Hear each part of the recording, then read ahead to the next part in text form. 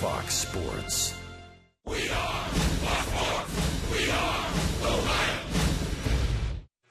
It's the most heralded young arm in baseball versus maybe the most underrated ace in all of baseball. Two of the best teams in the National League send their best pitchers to the mound. Is it a playoff preview? Who knows? But for a Sunday in April, it doesn't get much better. Steven Strasburg versus Johnny Cueto. Next on Fox Sports Ohio.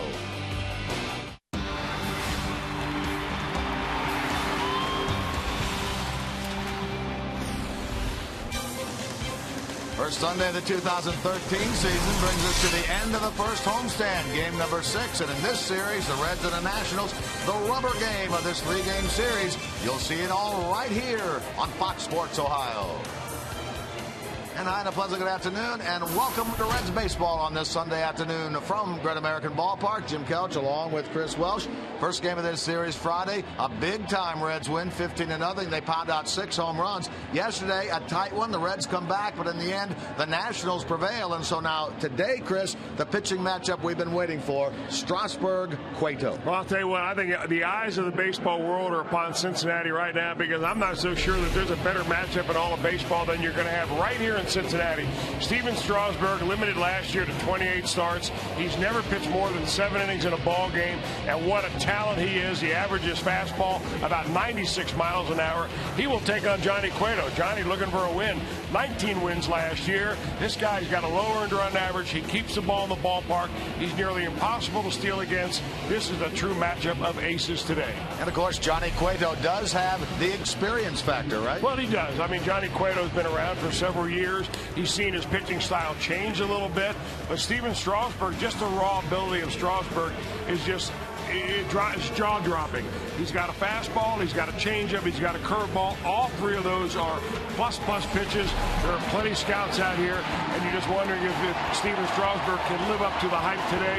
Johnny Cueto has got the innate ability of being able to slow the game down around him so that he doesn't get caught up in all the emotion of all the fanfare of being a big pitching matchup. He wants to go out and help his ball club win this rubber game at this 3-game set. Well, it should be interesting indeed. Big crowd on hand again. A beautiful Sunday afternoon. The wrap-up of this series, the Reds and the Washington Nationals. Meanwhile, they'll need some offense today. What better place to look for it than the hot corner? Todd Frazier off to a great start to the first 5 games.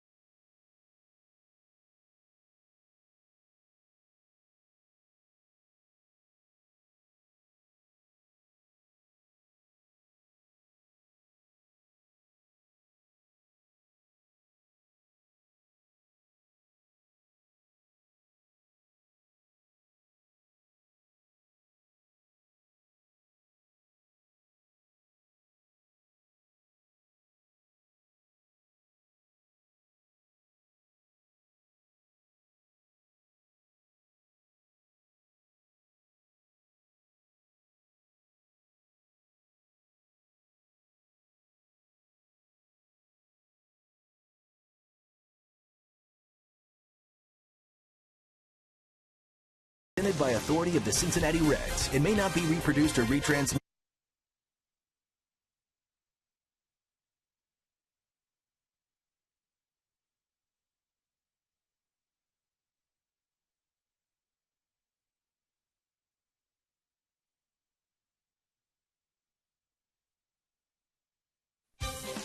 This copyrighted telecast is presented by authority of the Cincinnati Reds and may not be reproduced or retransmitted in any form. And the accounts and descriptions of this game may not be disseminated without the express written consent of the Cincinnati Reds. See some cloud cover overhead, but by and large, a beautiful, beautiful Sunday afternoon here at Great American Ballpark for the wrap-up of this series. Let's take a better look at the weather, brought to you by Eric Dieters, attorney at law. Yesterday's game time temperature 57. Much better today, 68 degrees, partly cloudy, slight wind blowing, but again, a beautiful, beautiful Sunday afternoon for the wrap-up of this series. Weather courtesy of WKRC Channel 12. Todd Frazier, what a start he's had, both offensively and defensively. Well, his third start in the major leagues, third year anyway. He had parts of the season in 2011. And Todd Frazier just come off really out of spring training, just hotter than a firecracker. He's hit the ball very hard. He's hit the ball for power. He's played good defense. He sparked the ball club. You know that he's very much of an emotional leader just by the way he handles himself in the clubhouse. And I think he took a lot of pressure off himself by getting off right from the very first pitch he saw so far in the season by hitting the ball well, getting going, and creating some momentum for himself and this ball club. And we'll see how it goes today. The Reds only won twice against this club last year. They'll try to win 2 out of 3 and win the series here to wrap up the opening homestand of the year. Coming up next.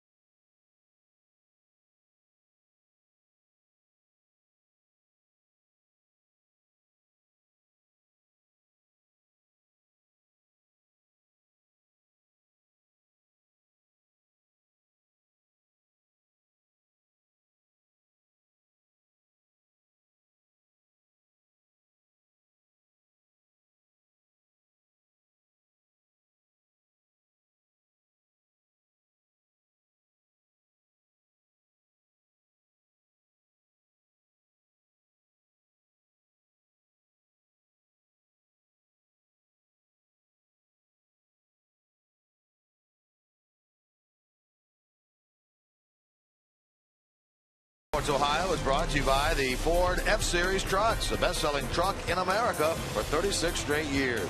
By Cincinnati USA Regional Tourism Network. Book your stay at CincinnatiUSA.com. And by Skyline Chili. Feeling good? It's Skyline time. Reds take the field as the crowd gets to their feet. There's Johnny Cueto leading his ball club onto the turf here at GABP, ready to go in this, the 5th game of the year, or the 6th start of the year, 6th game of the year, 2nd start for him. And there's the Hall of Famer himself, Johnny Bench, discussing with Dusty Baker. Well, I guess if we need a backup, we know where to turn today. All right, let's take a look at Davey Johnson's starting lineup for this afternoon's game. Denard Span, Jason Worth, Bryce Harper, the same as it's been in the first 2 games of the series. There's Ryan Zimmerman. Chad Tracy gets his second straight start at first base, and then Ian Desmond. The bottom 3 include Danny Espinosa, Kurt Suzuki, and Steven Strasburg pitches and bats ninth. And that lineup of the Nationals will face this right-hander, the tough Johnny Cueto. Well, Johnny Cueto had a very good outing his first time out. That was on opening day, of course. A lot of pressure on opening day. But 7 innings of 3-hit, 1-run baseball for Johnny Cueto. Had 9 strikeouts. And what he really had working on opening day was that changeup. It was a very cold day, if you remember. It was a tough day. The pitchers could get a grip on the baseball. And his breaking ball really didn't start working until a little bit later in the game. A little different today. It's warm. Temperatures should be up around 70 degrees, maybe even above that. It's a better pitching day from that standpoint. However, the wind is blowing out. He wants to keep the ball down. The home runs have really never been a problem for Johnny Cueto, but I expect him right from the very get-go to be able to use all of his pitches. You're talking about that 7-inning outing on opening day. The only mistake really in 7 innings he made was that ball to Chris Iannetta. Well, and it was a mistake pitch. It was pretty much right down Broadway, and Iannetta, who had a very good series, ended up launching that ball for a home run against Cueto. But Johnny's a guy that usually keeps the ball in the ballpark. He pitched 217 innings last year, and he only gave up 15 home runs. That is mighty, mighty stingy for a starting pitcher. Well, he's ready to go against Denard Span, Jason Worth, Bryce Harper here in the top of inning number 1. Final game of the series, rubber game, if you will. 15-0 Reds Friday, 7-6 and 11 Nationals yesterday. Nationals come in at 4-1. Reds at 3-2. Cueto makes his 8th career start against the Nats. And ball 1 low gets us going. Announcement over the in-house PA tells us 70 degrees at game time. Frazier cheating in at third. Ball and a strike. You know, you go watch Johnny Cueto from center field camera, and you're going to see pitches that move into left-handers, pitches that move away from left-handers. He's gotten to be an expert at kind of putting finger pressure on the baseball to make that ball cut or tail, however he wants to do it. And ball will get down in front of Chu, and a base hit for Denard Span to start this game. It marks the first time in the series that Span has been able to get on as the leadoff man in inning number 1. Take a look now at the defense behind Johnny Cueto, courtesy of your local Ford dealers. Xavier Paul gets his first start of the season. He's out in left. Chu in center, Bruce in right. Then it's Frazier and Cozart, Phillips and Votto across the infield. Cueto and Hannigan make up the battery for Dusty Baker's club today. And there's Xavier Paul. He of the pinch hit grand slam on Friday night. First grand slam of his big league career.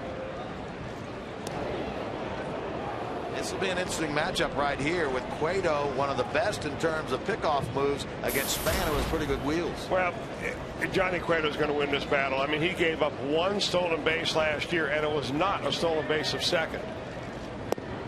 As it turned out, it was an attempted squeeze play, in which the whole play was kind of botched, and they ended up getting a stolen base of home. So Cueto, he's really unblemished, and he's unparalleled in baseball when it comes to a right-hander shutting down the running game. You add the Ryan Hannigan factor into that, and I'm not so sure the Nationals even want to try it.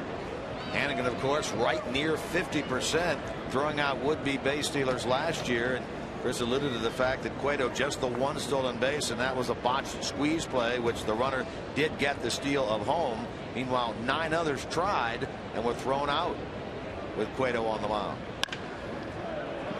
Let's see how many they can get. There's 1. There's 2. A double play. Boy, to have to go in the hole and come up with that ball and make that throw. Pretty good play by Zach Cozart. Pitching defense. Pitching defense. You heard that mantra last year over and over again, and this is the way the Reds really won their ball games. They have guys that keep the ball in the ballpark. They get a ground ball, but that is a superlative play by Zach Cozart, and he gives a perfect feed to Brandon Phillips. Just the way Johnny likes it. He rolled up 14 of them last year, Cueto did, and put that one in the books now. You know, it's one of the edicts going into spring training that Dusty Baker laid out, and that is, I'd like to see those middle infielders turn more double plays, and that was a beauty there. Now Bryce Harper lines his ball into left field. A base hit, the first ever at bat for Harper against Cueto. First pitch, you know he likes to go up there and swing it. Well, the kid is very aggressive. There's no question about that. And he's a very talented hitter. I mean, you can see the way he's very intense in the batter's box, but he does not wait long. If he sees a pitch that he wants, he'll go ahead and let it rip. Harper now has a hit in 5 of the 6 games this season, giving him 3 hits and 10 at bats in this series. And so he'll be held over at first by Joey Votto, the batter Ryan Zimmerman.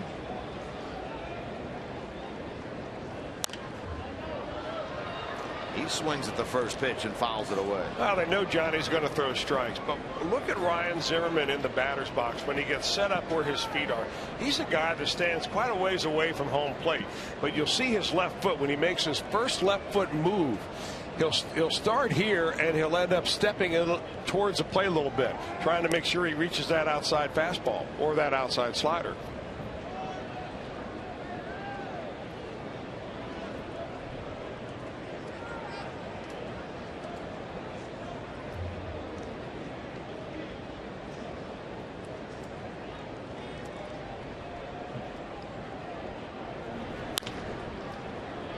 Cozart, he'll go the long way to first and get Zimmerman, putting an end to the top of the first inning for the Washington Nationals. 2 hits, a double play. Up come the Reds in a scoreless game.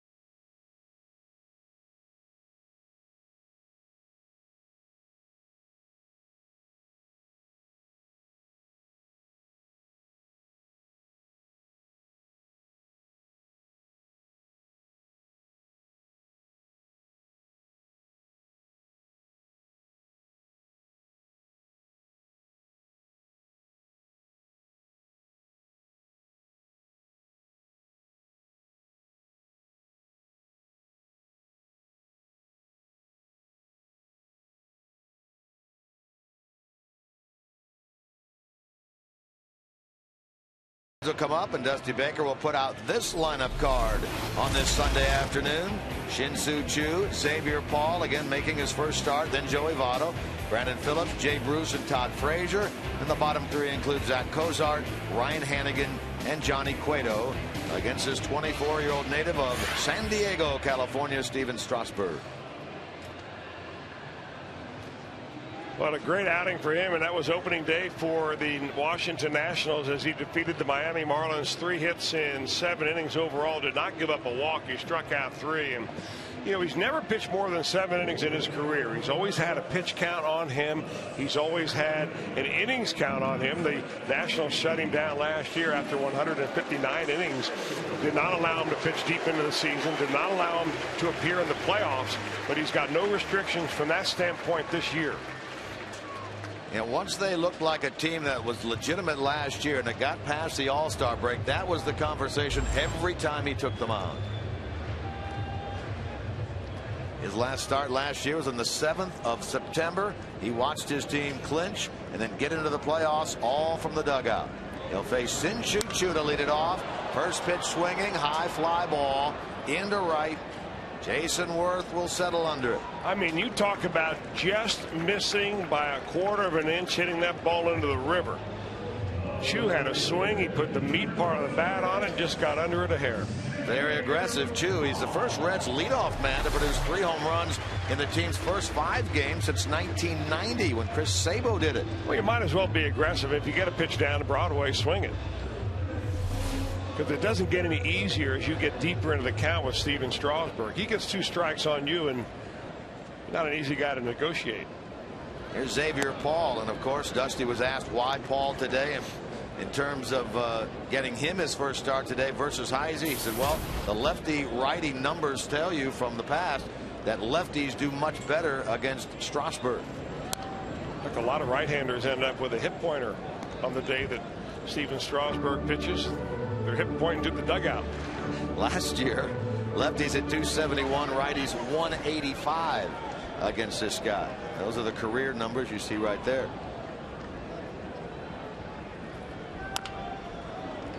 Off the glove, could be trouble. Paul's going to leg it out. Well, it pays off already. At 6'4", Strasburg stretched for that ball, and it tipped his glove, and that really probably cost he and his mates an out. But he got a curveball. He got down in the count. Strasburg's going to spin one up there, and it just goes off the end of his glove. So the Reds reach a base runner here, and they have Votto, Phillips, and Bruce due up.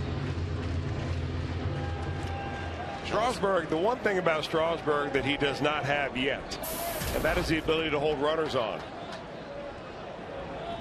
He gave up 14 stolen bases last year. They threw out only 2. He's a big guy, 6'4", as you mentioned, Jim, and he also is a little bit deliberate to the plate. Paul with a lead, held over there by Tracy. Ball and a strike now to Votto. This matchup here between Votto and Strasburg, I mean, I can guarantee you that Joey Votto has spent hours watching video of Steven Strasburg. So there are no surprises for Votto. Joey comes in 5 for 18 on the season with an RBI. Yesterday 1 for 4. That was that triple in the 9th inning. He has 4 hits, 8 at bats in the series. Phillips waits next. Way inside again to Joey, and now it's 3-1. Strasburg, 1 start career-wise against Cincinnati. That was in the 2010 season, the 21st of July that year. Here he was matched up in that one against Bronson Arroyo. There's ball 4. Nationals won that game 8-5. Strasburg was credited with a victory in that one, allowing 3 runs, 7 hits, and 5 2/3. Now the first walk of the year for Strasburg right there. I don't know whether he was more intimidated by Votto or whether he just lost his control of a few pitches. But if you're Brandon Phillips, this might be a good idea right here. If you can center that ball on the first pitch, you go ahead and let it rip. Chances are you're getting a fastball. 7th walk for Votto. He leads the National League now in that department. Now it's Phillips. Nationals had a chance in the first. Reds have one here. Here's a ball smashed to third. Zimmerman knocks it down, then got up to throw, dropped the ball. All hands safe. Reds have him loaded here in the bottom of the first. That's going to be an infield single for Phillips. So the Reds, with the 3 runners on, have not gotten the ball out of the infield as of yet, but have a major scoring threat. Well, he does get a fastball, and he does let it rip. And he hits it nearly in the hole between third and short, but there's Ryan Zimmerman. Boy, he's got some good glove work, but he's not able to get a hold of the ball as he tries to get it out of that glove. Same for Jay Bruce. See something you like, let it rip. Ball 1 to Jay. Has his average up over 200 now at 208 with 1 run batted in. 4 for 11 in this series. It was Bruce who struck out against Craig Stammen to end the 11-inning game yesterday. Now he's at a ball and a strike. He does have some success against Strasburg, limited in that game back in 2010. He went 2 out of 3.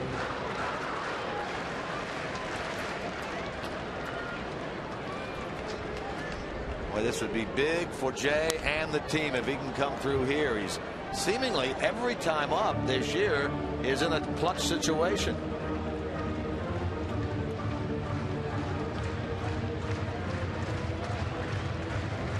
Bruce so far this year 1 for 12 with runners in scoring position. Clearly more than anybody else on the team in terms of this type of a scenario.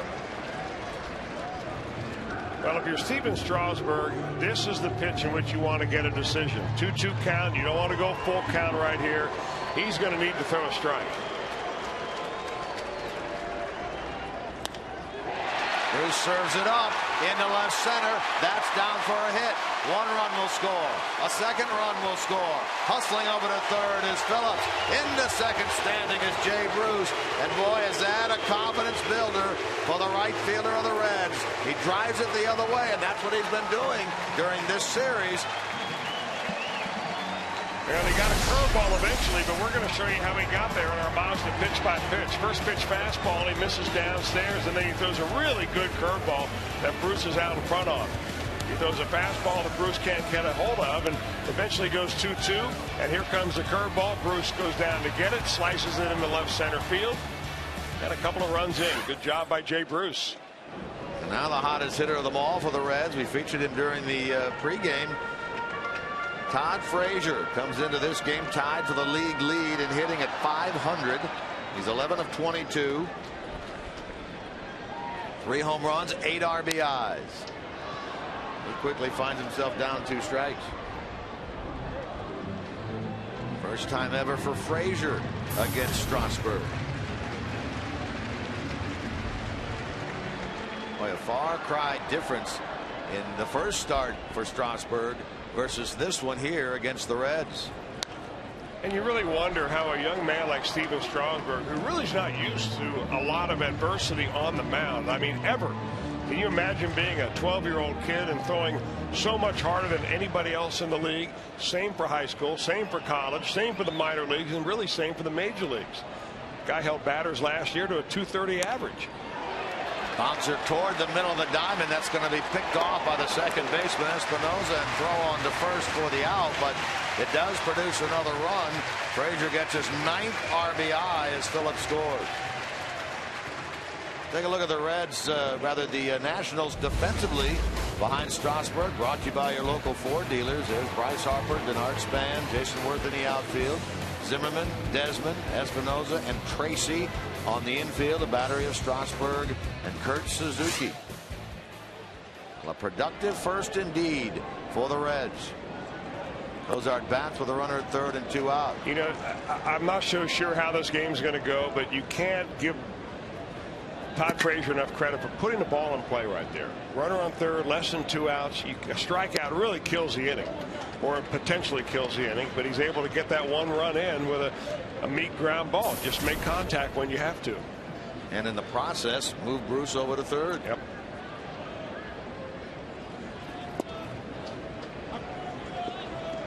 Ozark stakes a strike. He's at 2-1. And the other thing you think about here anytime you face Steven Strasburg is pitch count. Pitch number 23 coming up, so he's a little bit over what he'd like to be here in the first inning. Ozark lifts it to shallow center. Span coming on to make the catch. But with a successful first it is for Cincinnati. They get 3. The big blow, 2-run double by Jay Bruce.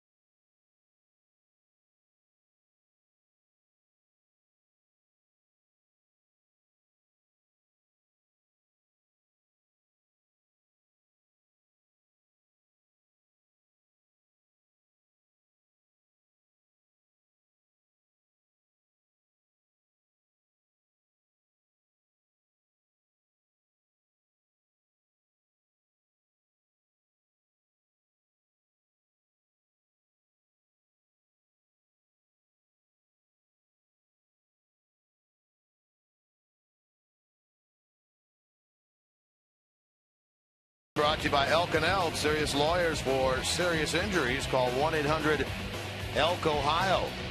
What do you make of this now? The Reds, the second best last year, finale of a series. Well, you can call this getaway magic. You win on that getaway day, you want to win, so it's a nice plane ride wherever you're going, or bus ride to the airport. Reds did as well as anybody last year. It also means that if you're being beaten the first 2 games of a series, you salvage something by winning the last one, or the rubber game like it is today, you win that 2 out of 3 and feel good about your ball club. Reds did that against the Angels on Thursday, and they hope to do it again today here against the Nationals on Sunday.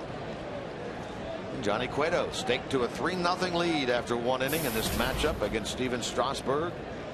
Chad Tracy starting at first base for the 2nd straight day in lieu of the back injury to Adam LaRoche. He'll lift this ball into right center. Chu is on the edge of the track, and he'll make the catch. And the leadoff man retired.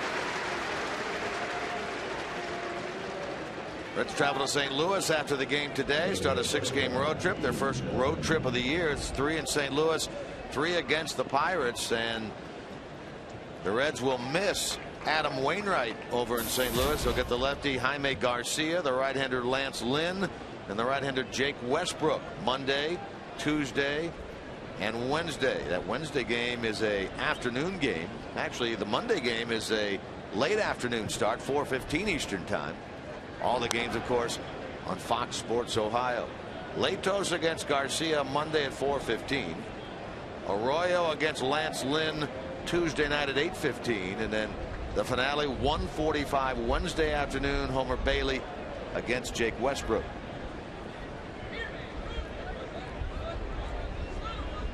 On strike to Desmond. Desmond hit the big blow in the 11th inning yesterday afternoon, the home run against J.J. Hoover. It was his first home run of the year after hitting 25 a year ago. 3 for 19 so far this season. Hammers this one into left. Paul will chase it and get to it on one hop. Desmond gets himself his 3rd hit of this series and a 1-out double here in the top of 2. Certainly a mistake pitch for Johnny Cueto. He's ahead in the count, no balls, 2 strikes. So you're thinking Desmond, who's a good fastball hitter, may be forced to see something other than a fastball.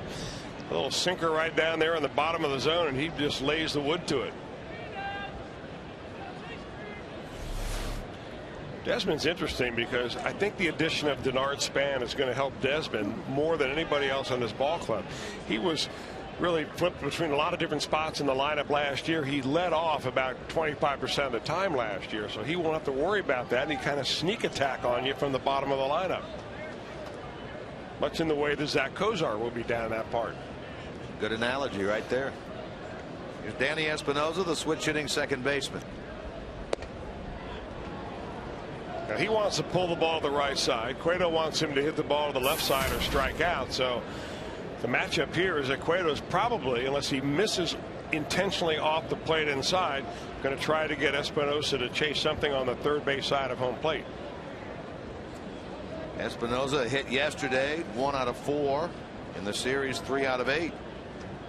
All 3 of his hits on the year have come in this series. He came in 0 for 11. 2-0. Nationals started the season at home against the Marlins. Came here for these 3, go right back home, enjoy an off day tomorrow, and then entertain the Chicago White Sox. So with LaRoche out of the lineup today, it will in effect give them 3 days in a row, get him feeling good enough to play again. So they are hoping.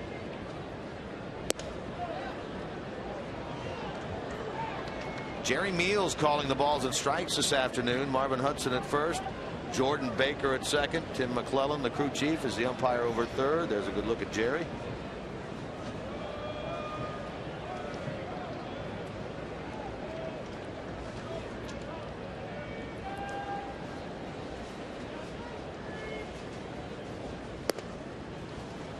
And ball 4. Well, it looked like he did exactly what you were talking about. Well, he wanted to stay away, but I think he also wanted to throw strikes. Now you've set up a situation where you've got the number 8 hitter up. doubtful that the Nationals will want to bunt right here unless they just simply want to stay out of a double play ball. Well, there was a scenario in yesterday's game in the 6th inning. The Nationals led 2-1, 2 out, nobody on, a walk to Espinosa. Then the 8-hitter Ramos came up. You wonder, well, what are they going to do with him? Pitch around him? He gets the home run ball, the 2-run shot. Here comes the 8-hitter, 2 on and 1 out in the top of 2. Reds looking for 2.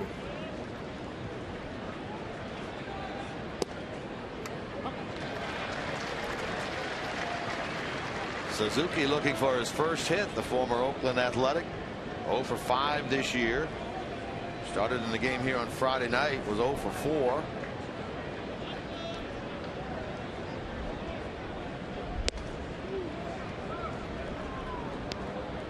Interesting from the National standpoint. Opening day, it was Ramos who started catching Strasburg, and now here in Strasburg's second start, it's Suzuki behind the plate.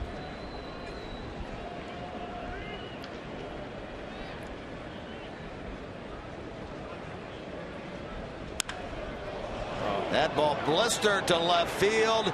That's a 3-run shot off the bat of Kurt Suzuki, and just like that, that 3-run Reds lead is gone by the wayside. Suzuki is not only gets his first hit, his first home runs, his first RBIs. 3-3 game.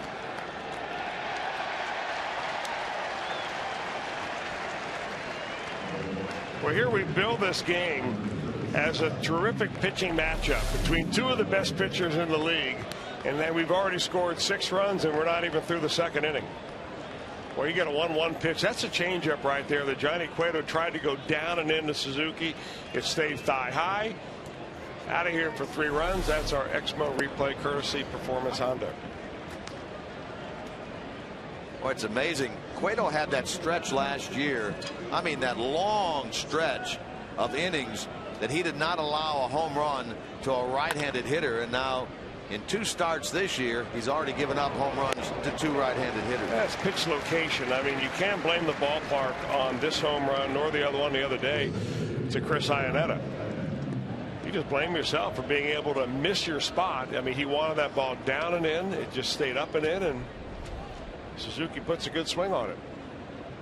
So we are 3-3 after Strasburg grounds out. 3-3 here in the top of the 2nd. Top of the order, Denard Span, who led off this game with a single into center. Already up there for the 2nd time. Again, Frazier in on the edge of the grass at 3rd.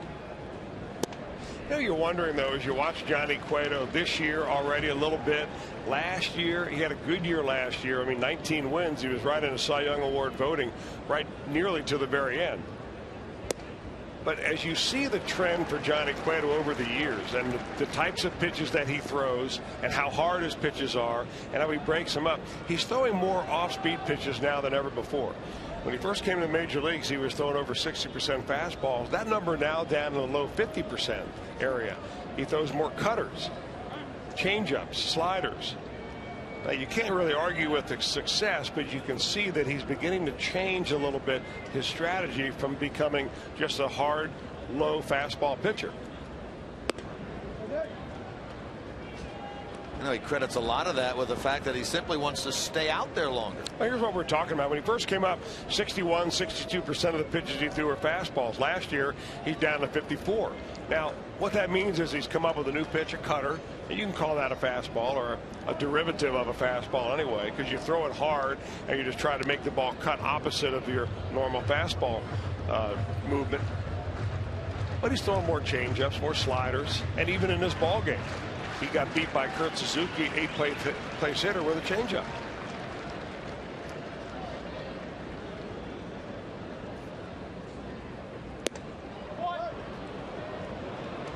Now here's the breakdown we did about last year of all the different pitches he throws, the miles per hour, and the percentage of time he throws that pitch.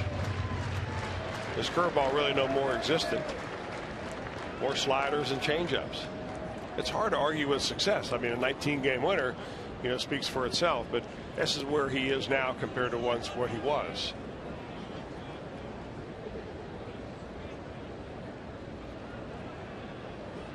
He's trying to get the best of Span right here. A 3-ball, 2-strike count. Span jumps in, jumps out, jumps in, jumps out again. That's a little game.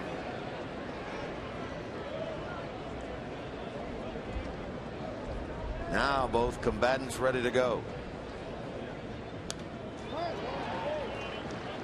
Not a bad idea by Span. I mean, I don't like the fact that he did it to Johnny Cueto, but you know, you're Cueto, you just gave up a 3-run bomb, you're tied up, you had a 3-run lead, and you're a little bit angry. You know, you've run the count full, you're not happy with every call the umpires made. Now you step out on him, trying to get under his skin. And ball 4. So 2 walks in the inning for Johnny Cueto. It'll work from the stretch again with Jason Worth up there.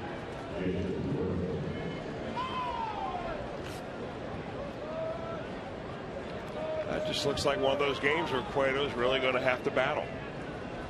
Sometimes you go out there, you can throw your glove on the mound, your stuff is so good and your release point feels so perfect that it's an easy day on the hill. Other days it's a struggle every pitch just to keep your delivery where you can throw consistent strikes. Close over there. Span gets back. Boy, nothing better than Cueto would like to pick off at Span right here.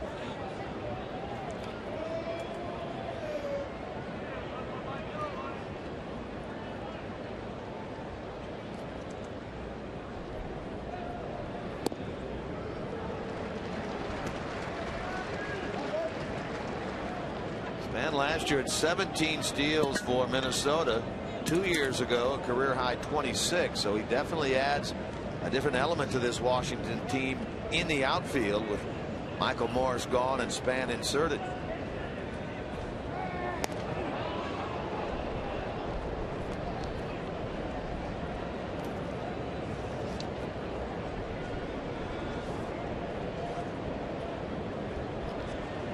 That first base coach down there, Tony Tarasco, former Montreal Expo, with a little stopwatch. I think he went over to Span and said, hey, this guy's quicker than we thought. Yeah, the Nationals did not face Cueto last year. The last time Johnny worked against this team was near the end of August of 2011. Picked up a win against them. Bit of a different club now for the Nationals than it was back then.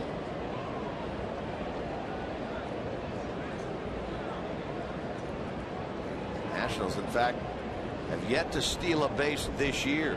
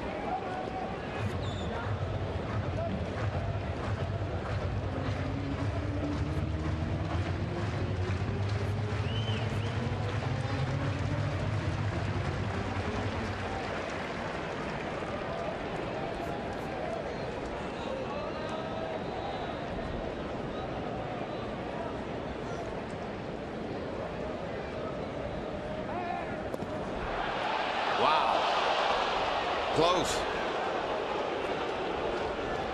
Those fans right over there behind the dugout thought Span was out. Boy, any hesitation at all by Denard Span, and he's hung out to dry.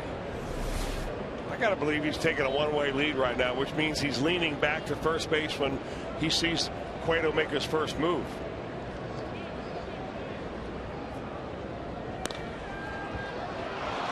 The outstretched glove of Cozart and into left field. So the Nationals, who have already scored 3 in this inning on the 3-run homer by Suzuki, now have 2 on with 2 out and an opportunity for Bryce Harper. Well, I think that Jason Worth was anticipating the slider coming right here. He had just been kind of low bridge with a fastball up under his elbows to make the count 2-2. And the next logical pitch would be something down and away. It was a slider, but it wasn't as far down and away as Cueto wanted, and he kind of was able to cover the plate, hook it into left field. You don't see this conversation happen very often. Not at the second inning. Well, not with Johnny Cueto on the mound. Right. But you're right, especially not in the second inning. Jerry Meals, the home plate umpire, is making his way to the mound to break up this conversation between the battery and Brian Price, the Reds pitching coach. Worth has hit the ball hard now twice. First time the Reds were able to turn the double play. The second time he hits it into left field. So Bryce Harper, who shot one out into left his first time on the first pitch he saw from Cueto. Well, it'll be interesting to see what happens right here, because we've talked about how aggressive Harper is. You really got to throw strikes if you're Cueto, because you've got 2 runners on. They've already scored 3 on you in the inning.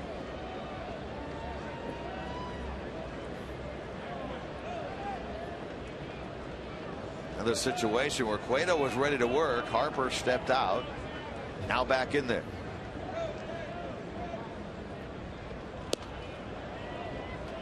Changeup misses. Johnny not been able to get strike 1 very often, has it?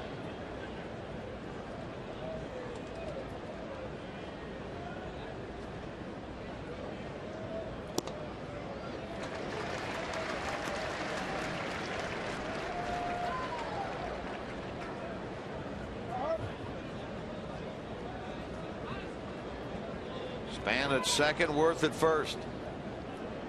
3 in, 2 out, top of 2. To Phillips. Harper gone, so are the Nationals, but they strike for 3 on a 3-run homer by Kurt Suzuki. We are even at 3 into the bottom of 2.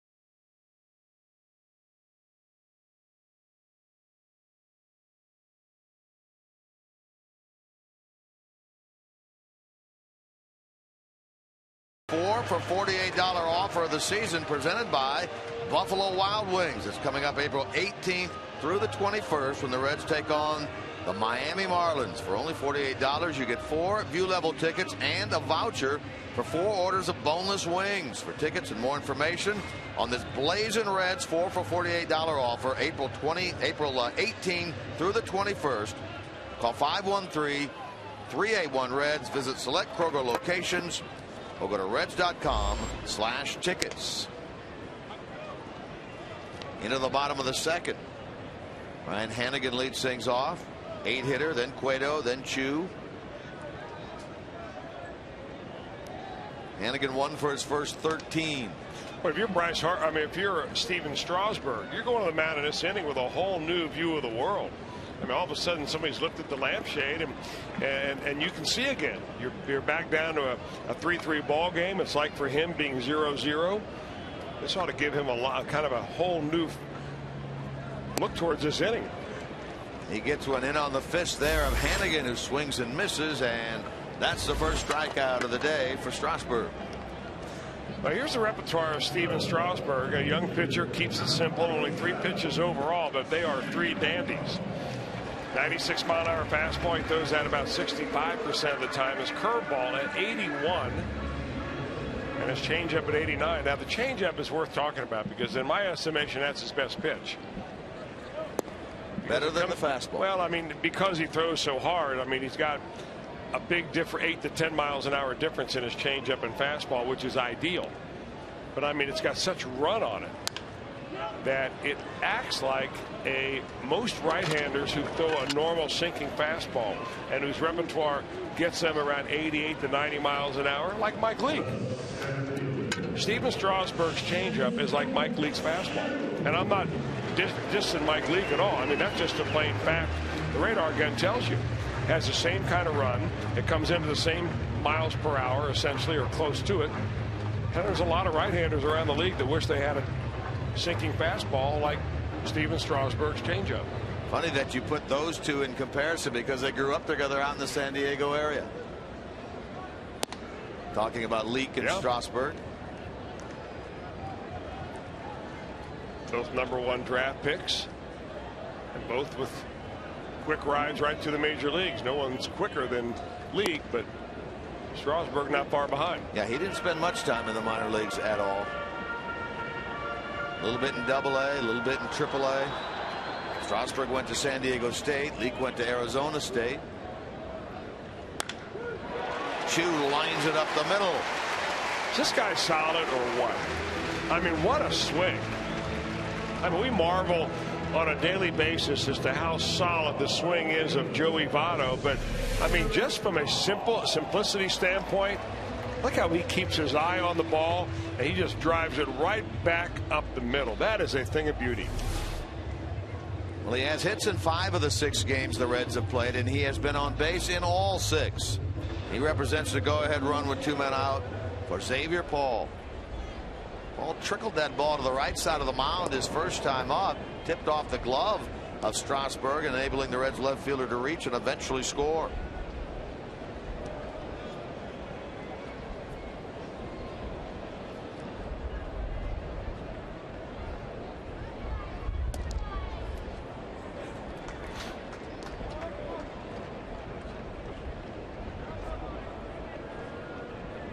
Talked about Paul. He hit that pinch hit home run here on Friday night. The first pinch hit grand slam by a Red since late May of 2010 when Drew Sutton did it against Houston and the lefty Tim Burdick. Of course, Burdick infamous later in the season for giving up that home run ball to Jay Bruce. That was the division clincher back in September of 2010. You know, we talked about Shin-Soo Choo's and his approach and how simple it is. Well, this is a diagram to show you that he really doesn't fluctuate very much. This is a model of consistency. The OPS for Choo throughout his career by month. I mean, there's no fluctuation. I mean, he's just as solid and as consistent as you can get. Just away from the outstretched glove of the shortstop Desmond, and a base hit for Xavier Paul. So the insertion of Paul into the lineup, making Dusty Baker look good so far early in this game.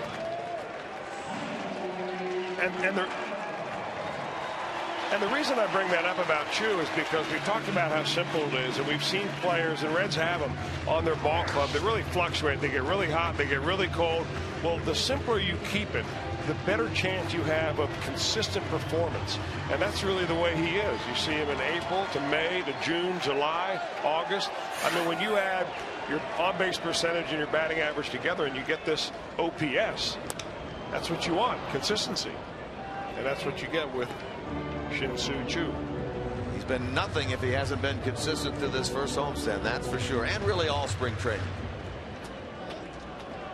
He's a go-ahead run now at second. Paul at first with 2 out. Votto walked his first time.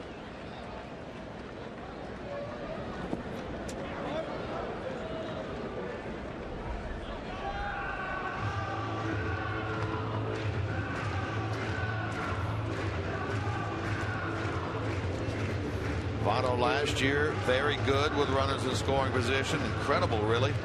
370 this year. Limited number, 1 out of 4. Driven in 1 run. That was the game winner on Wednesday. I thought his at bat yesterday against Rafael Soriano in the 9th inning. After Chu had hit a home run, the Reds were within 1. They needed something still against Soriano. And he battled and battled, and he hit that ball to left center field off the top of the wall for a triple. I mean, he almost willed himself to do that yesterday. That's a kind of mental strength he has. It's incredible to watch.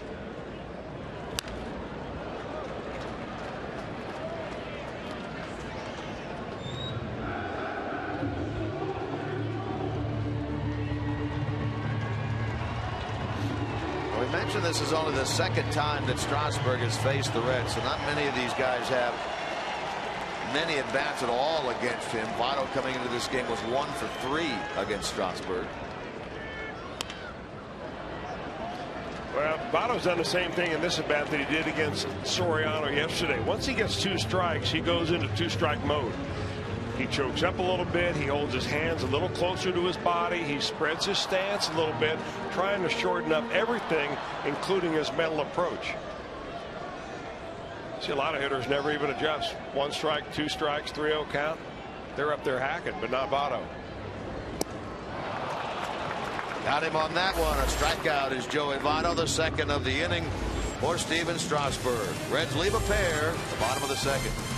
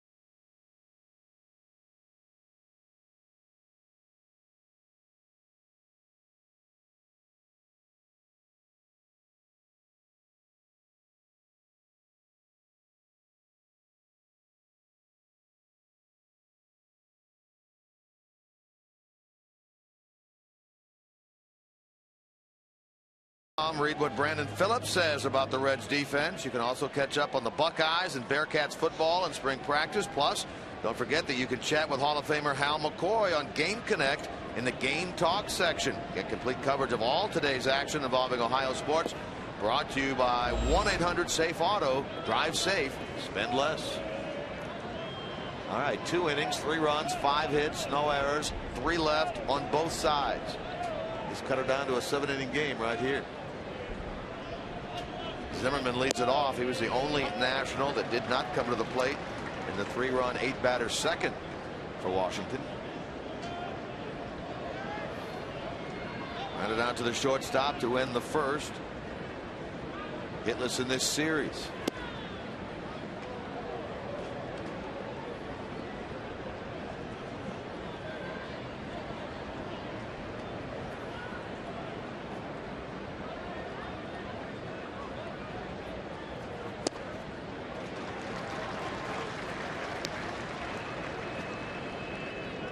Zimmerman, a homegrown product. He was born in Washington, went to high school in Virginia Beach, collegiately played at the University of Virginia, 1st-round pick by the Nationals in their first year in Washington, 05. Toward the middle and cut off. Cozart got it. Nice play. keep Zimmerman hitless in this series. 0 for 2 in this game, 0 for 9 in the weekend get-together. Well, what a play by the shortstop, Zach Kozar. We've seen him range, really terrific range to his left. He made a nice play yesterday going to his right, but I mean, when you can cover that kind of ground going up the middle and even go to the other side, the first base side of second base, as a ground ball pitcher like Johnny Cueto, you're saying, hey, just put it on the ground. I've got guys back there with some D.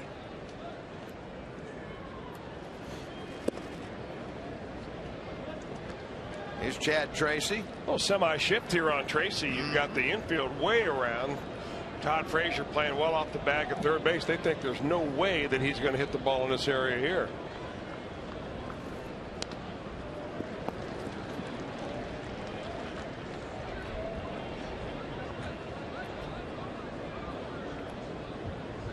Now this defensive shifting put on by the Reds, this comes out of the mind and the book of Chris Spire, doesn't it? He's the guy that does all this. Bench coach of the Reds.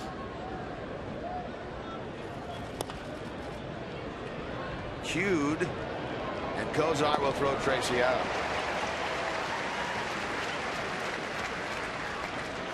So 2 up, 2 down. The batter will be Ian Desmond. Cueto threw 39 pitches to the first 2 innings. Now here he sits with 2 out, no one on, having thrown only 8 so far in the third. But here's a guy that got it all going with a 1 out last inning. Cueto hung a 0-2 fastball pretty much right down Broadway to this guy, and he bounced it off the wall in left center field for a double.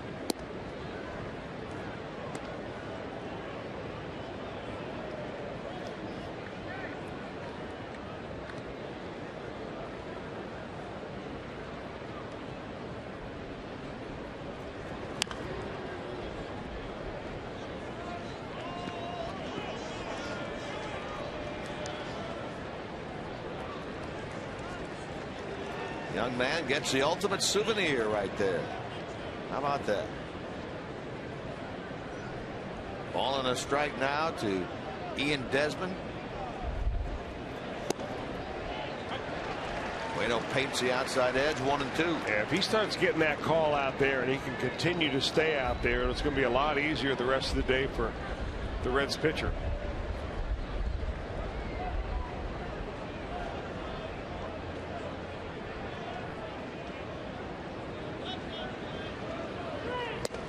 Got it. Nicely done, Cueto. 1, 2, 3 go the Nationals in the top of the third. Up for the Reds. Phillips, Bruce, Frazier.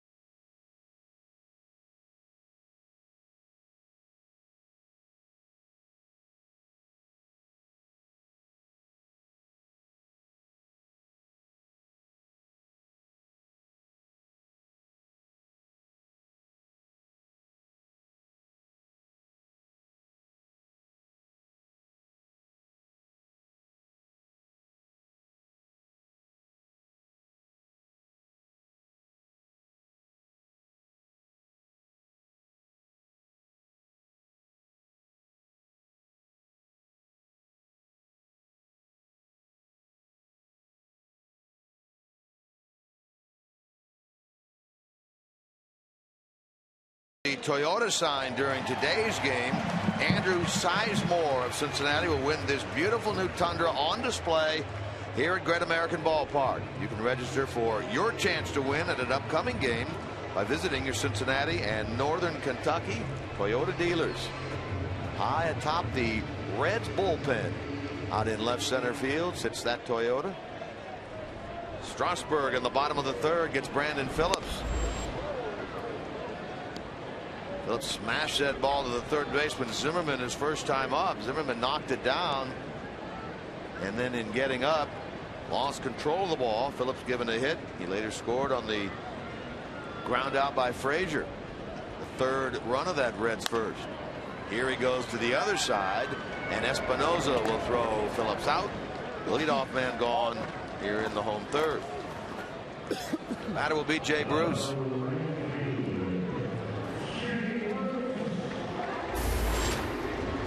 Bruce now with that 2-run double in the first inning has 3 hits in 4 at-bats against Strasburg in his career. And this big crowd here on Sunday afternoon, April the 7th. Love to see some more Reds fireworks. Get them 2 out of 3 in this series after taking 2 out of 3 in the opening series from the Angels, and head out on their first road trip starting tomorrow at 4-2. Tapper to first. Tracy bobble. Safe the call at first base. A little nonchalance there by Tracy. He doesn't get it to Strasburg in time, and Bruce is on. That'll be an E3 error on Chad Tracy. Well, if you ever need a reminder as to why you should always run hard on a ground ball, all you got to do is replay a play like this. It did look like a little bit of a case of nonchalance on the part of the Nationals first baseman. Looks like he had it under control, but he really didn't have it under control. Tried to make something out of nothing at the end, swatting it towards Strasburg, but too late. Now If you're not hustling down the line, you're still out. Right. You get booed all the way back to the dugout. They were a very good defensive team last year, but now they've committed 7 errors in their first 6 games. They committed 3 yesterday in the win, had 2 here on Friday. So 6 in this series alone. Gives Frazier a chance to bat with a runner aboard. His ground out produced a run in the first. And he gets a base hit here, so Frazier's hot start continues.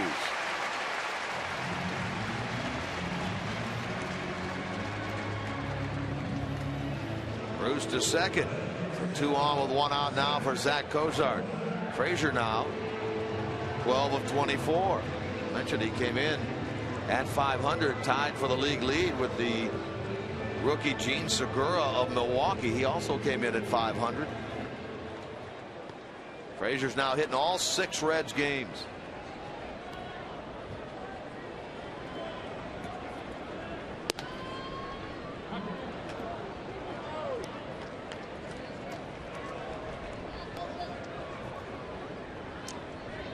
Frazier's longest hitting streak of a year ago was only 9. So here he is with a 6-gamer to start the season.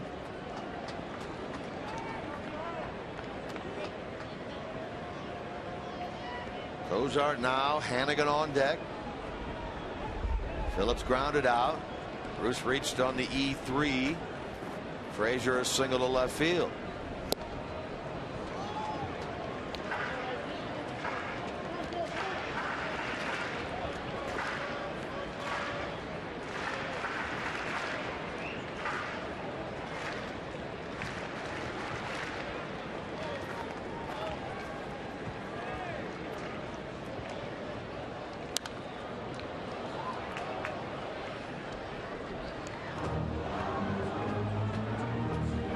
Cozart, of course, the big day here on Friday. First ever multi-home run game of his career. A solo shot his first time up. A 3-run homer his second time up. An RBI also later in the game. So a 2 for 4 night with 2 homers and 5 runs batted in with a second-year player. And coming Friday night.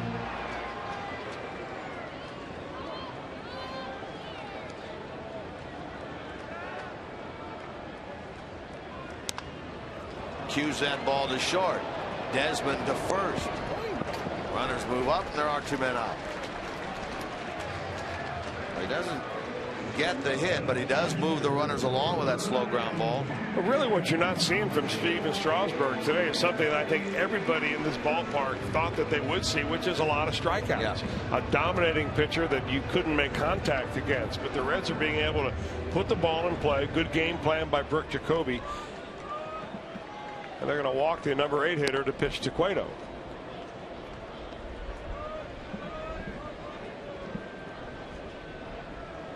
It'll be the second walk by Strasburg. This intentional pass gives Cueto a chance with the bases loaded.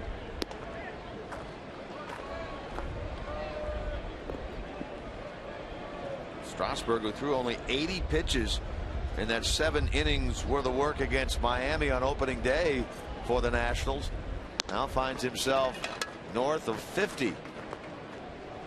He'll be at 55 when he faces Cueto with the bases loaded, 2 out.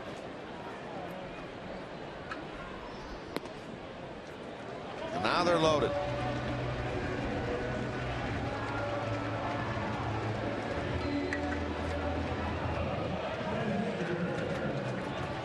Cueto would like to join the likes of some of the other pitchers so far this year who have a base hit. Bailey had a double on Friday. Leake had a single yesterday. Cueto up there now.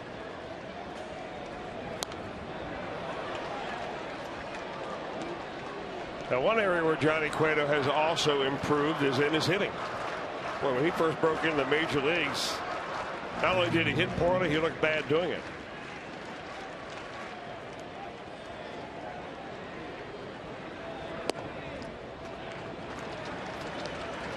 Well, if you're Strasburg, you just want to get out of this inning. Last thing you want to do is lose Cueto with Chu on deck. He's had 2 really good swings against you. He gets the borderline call there. Give him a 1-2 count. Well, he's had the pressure on him in every inning, though. And he's running that pitch count up. We're going to be close to 60 pitches after 3 innings if he's able to get Cueto out.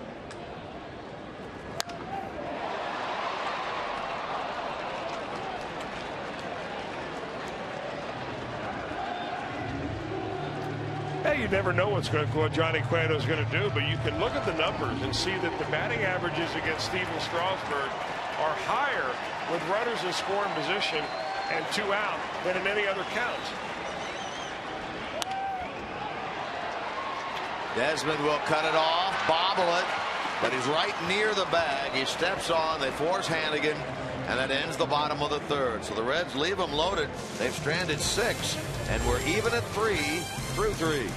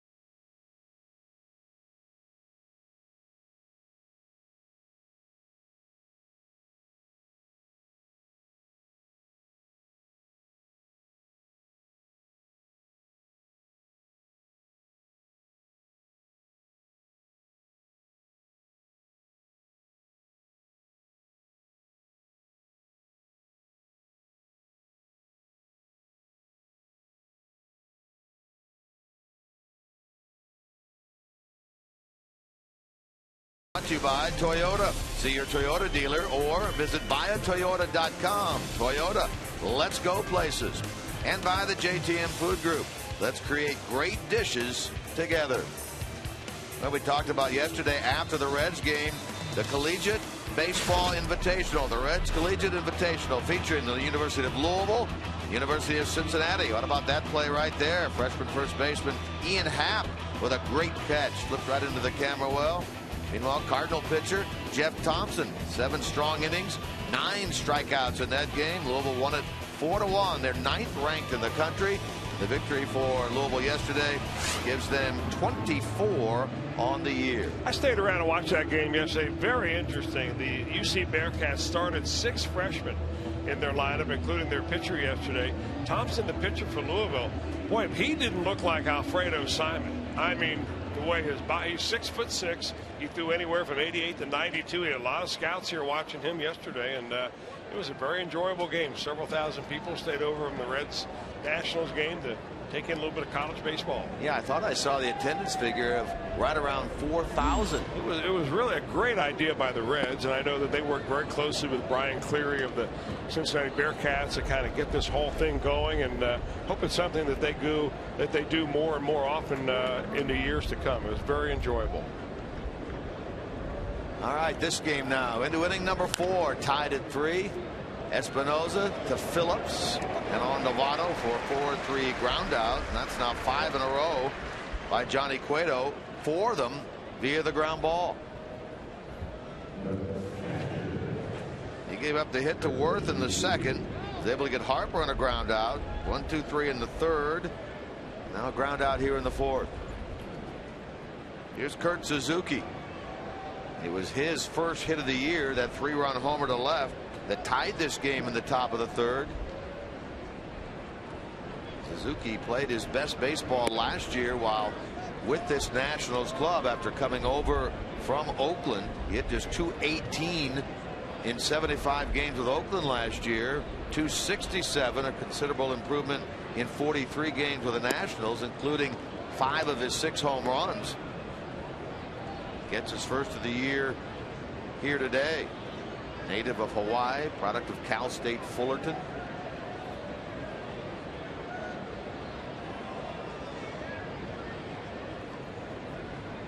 Well, you'd think the 8th spot in the order would not be the most successful spot that you would see, but so far against the Reds this year, number 8 hole hitters, hitting 7 for 22, a .318 average with 4 home runs.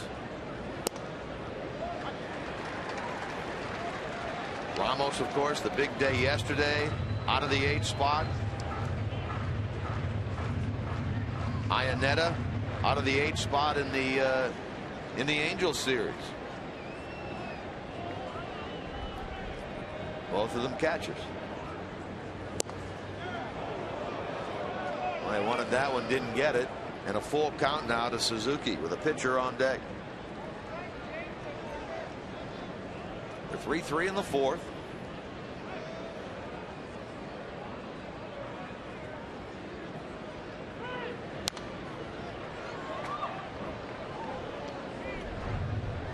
Yeah, that one a 94-mile-an-hour fastball. It was Suzuki that hit that home run on a changeup. That ball came right down and in about thigh high, inner third of the plate. Perfect wheelhouse for the Nats catcher.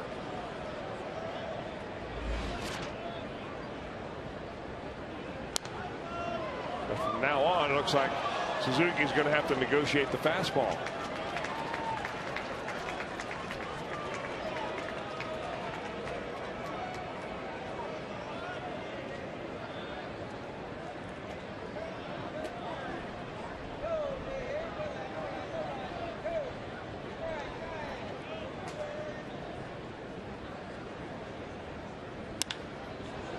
And he puts some wood on this ball, lining it out into left center field. A hit for Suzuki, who's going to try to stretch it for 2, and he gets there.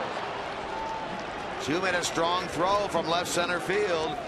Suzuki never slowed down. He has himself a 1-out double. Boy, perfect throw by Chu. Could not be a whole lot better defensively, but Cueto finally on a 3-2 count after fouling off a couple of fastballs, throws him a slider, and he just kind of hangs out there for him.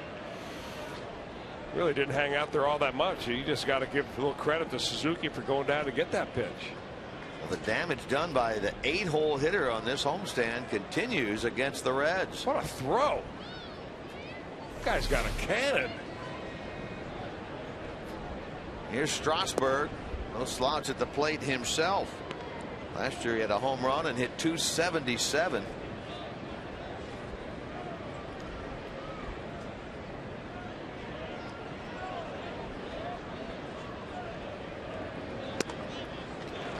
Boy, it's what is he, 6'4", 200. He gets a hold of one. It'll go a while. It's a big if.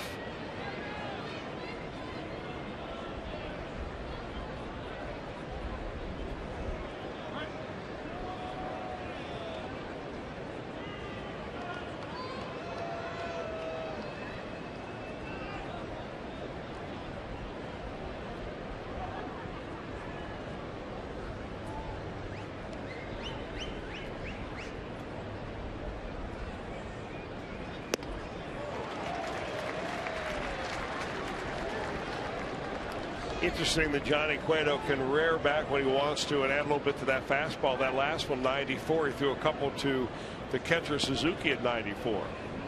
But he's learned how to pitch more in a comfort zone of 90 to 92.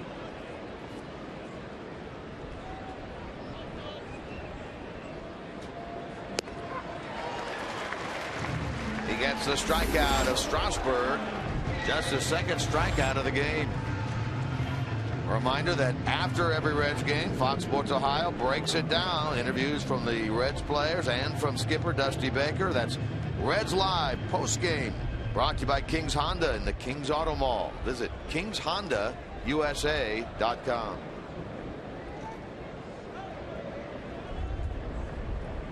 Runner at second, 2 out. Span has been on twice, a base hit and a walk.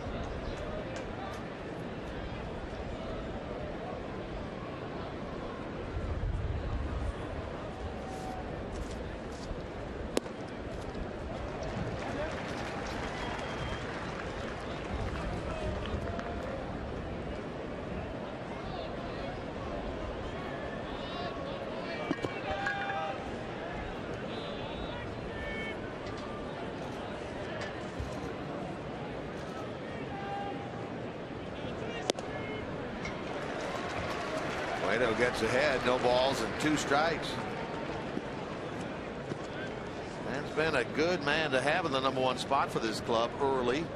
Over 400 on base. He's walked 3 times in this series, plus a couple of hits.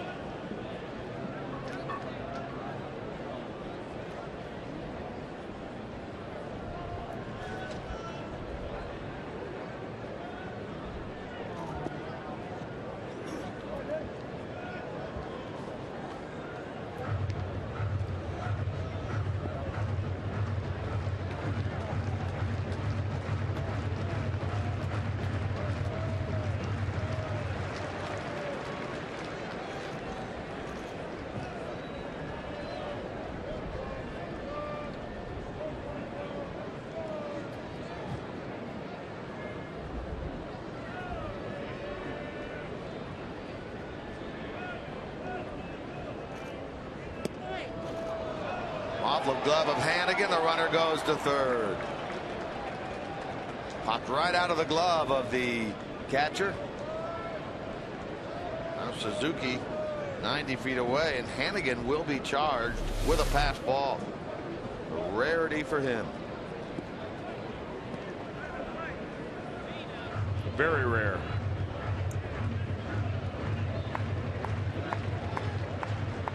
And you get a good look at it.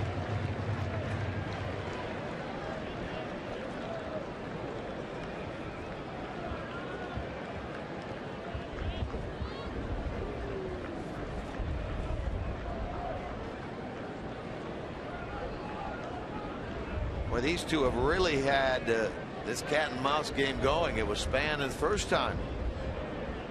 Kept stepping in, stepping out. Same thing in this at bat. Now a full count.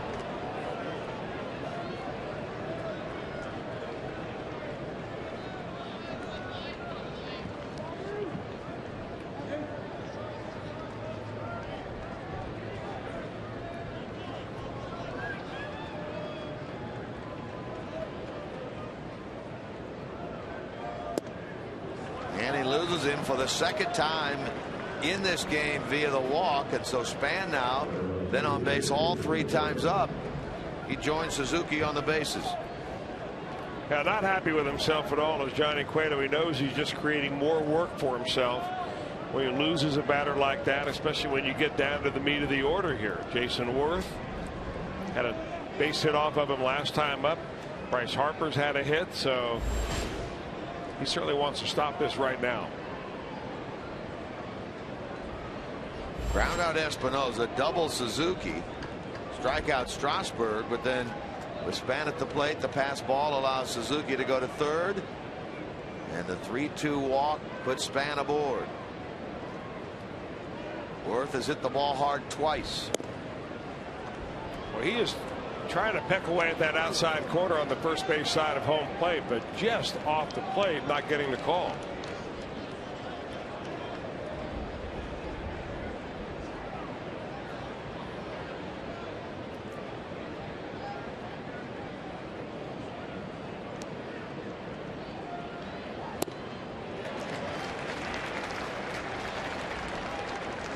Ball and a strike now to Worth. Boy, good looking slider right here. Bottom just falls right out of it. Yeah, you see where Worth is striding, though. I mean, if you are able to get that ball down and away like that, he's not going to be able to make good contact on it because he's just pulling off of it. At least he did on that one. You just watch his front foot.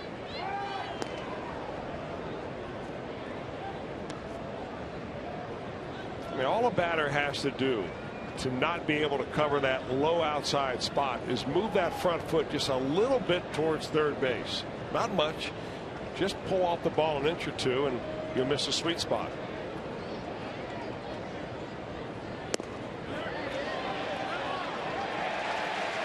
The Reds get the benefit of the doubt there. Marvin Hudson says yes. Worth went around, and it's a ball and 2 strikes. And it's by far easier for a right-handed hitter to hit that pitch that is up and away rather than low and away.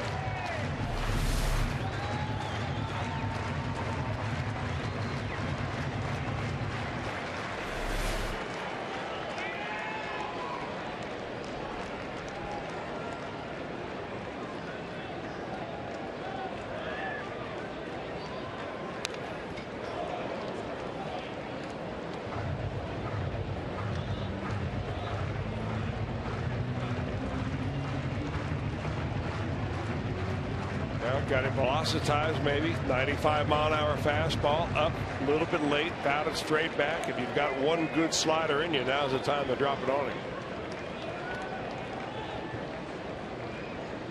1-2 to Worth.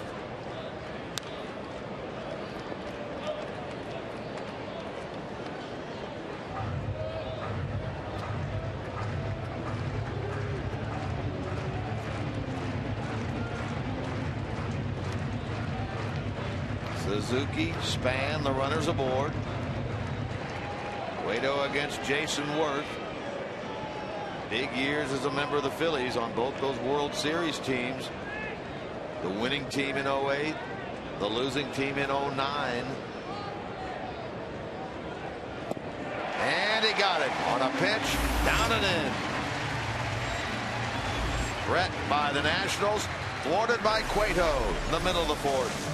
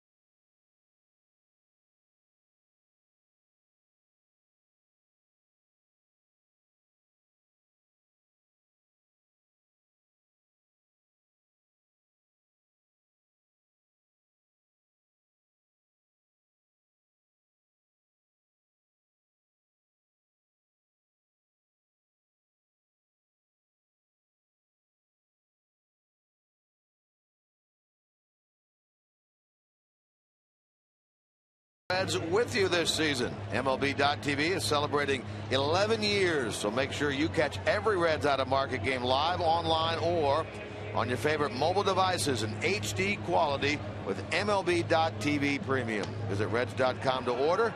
Get all the details. MLB.tv, baseball everywhere.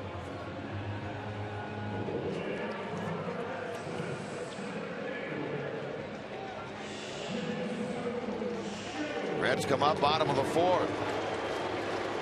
Now, choose a leadoff hitter. He's having such a great year so far. In fact, if you look at the OPS leaders, this is on-base percentage plus slugging. You add those two numbers together.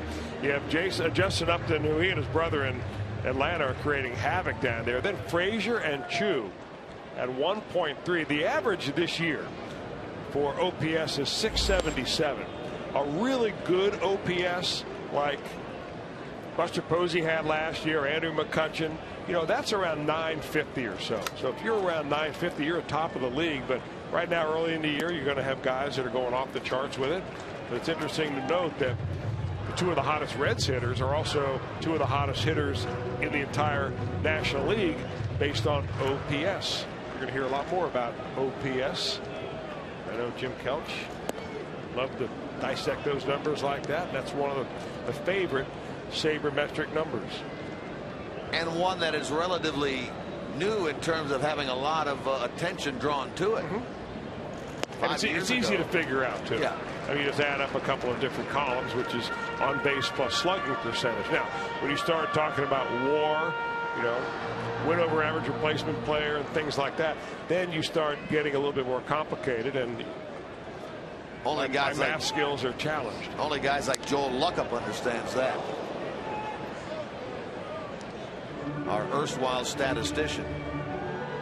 Speaking thereof, I cannot wait for this road trip to begin, because I always take along with me my favorite reading material. And what are you going to take on this trip, taking Chris? on this trip a book that has been penned by Joel Luckup. 50 thing, I think it's called. I don't have it with me. 100 must-know things about the Cincinnati Reds. Now he's going to give me the real title. Joel, I've already got it packed in my suitcase. Let me see what you got.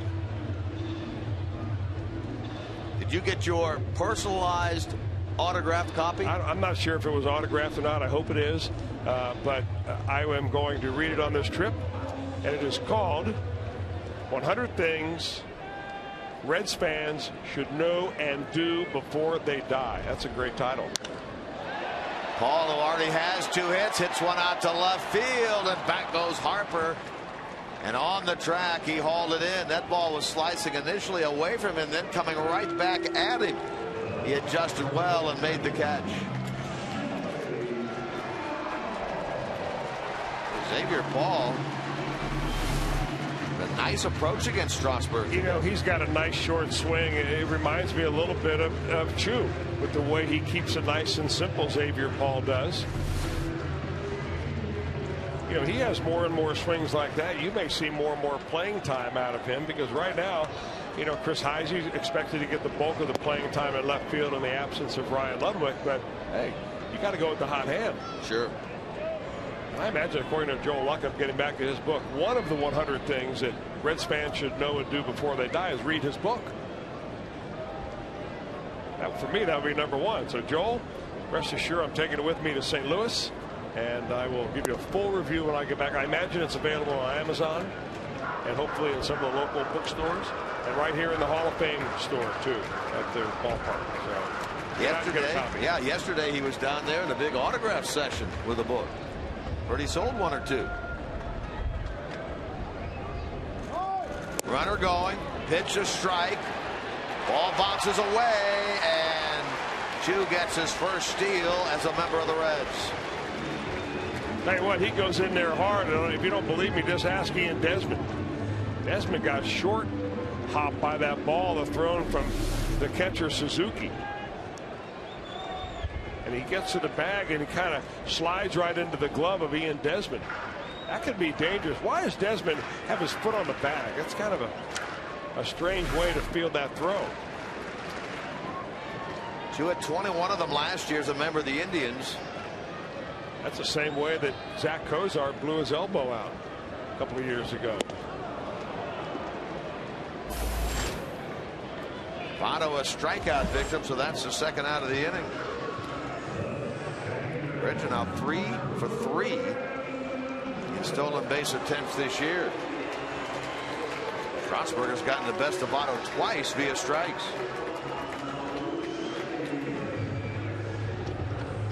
Strasburg 3 Ks. 2 of them Votto and then Hannigan. Here's Phillips. Infield single in the first has given Brandon a 5-game hitting streak. Did not get a hit on opening day. Has one in every game since. RBI chance for him here. Homer, 4 RBIs this year. Phillips coming off a 77 RBI season a year ago. In the air on the right side. Espinosa handles it. Phillips gone, and so are the Reds. Reds leave a runner through 4. We're even at 3.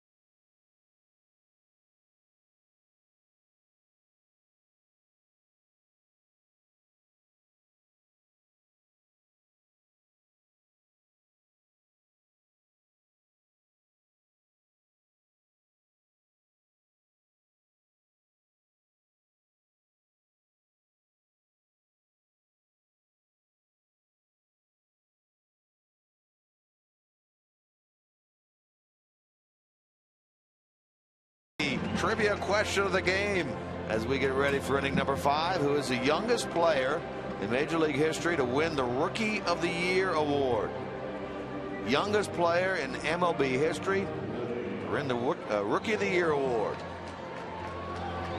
First thing that comes to mind, of course, is the Nationals left fielder, the man who's striding to the plate now. You may be right if you're thinking that, or it may be a little trick.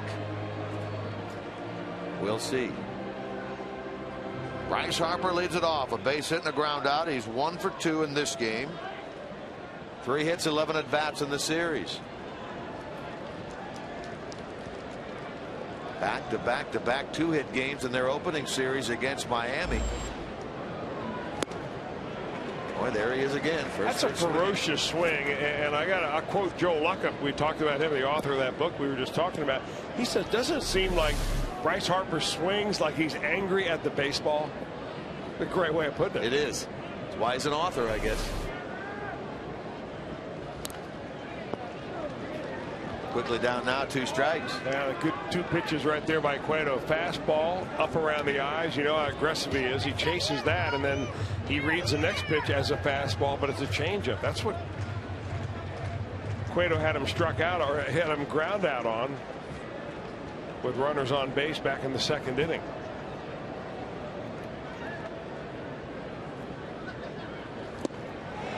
Harper on 3 pitches disposed of. That looked like another off-speed pitch. And it was that time a slider. So it was fastball, changeup, slider in that order for Cueto versus Bryce Harper. Leadoff man gone. 4th strikeout for Cueto. A little off balance right there. Here's Zimmerman. Twice has grounded out to short.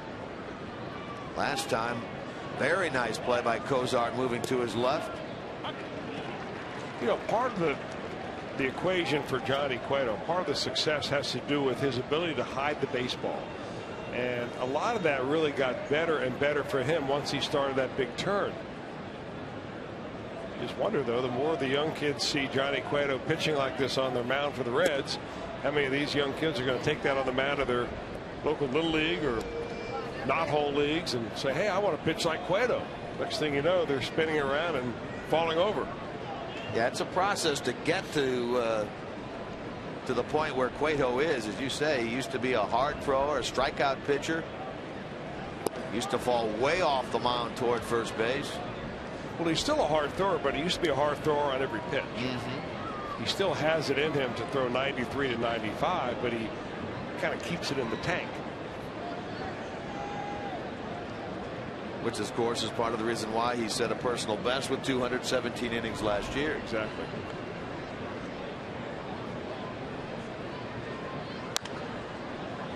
Two and two. This is kind of settled in now to a little pitcher's matchup, hasn't it? A little bit better, I think, once they were able to figure out what the other team was doing, hitting their spots a little bit more, maybe having better release points on their off-speed pitches.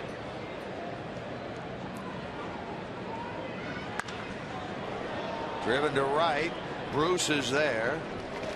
2 out. You got to remember, you know, that these guys are human beings and they get caught up in the hype of a potential pitching matchup. You know, people have been looking forward to this particular game ever since it was announced that Steven Strasburg was going to be the opening day pitcher for the Nationals and Johnny Cueto would open for the Reds. You just do the math and the number of days from there and you realize this last game would be a matchup of the two aces. So they got kind of get wrapped up into it too. Cueto has had 1-1-2-3 inning. That was the third. He looks for his second here if he can dispose of Chad Tracy. Tracy in the game is flied out and grounded out.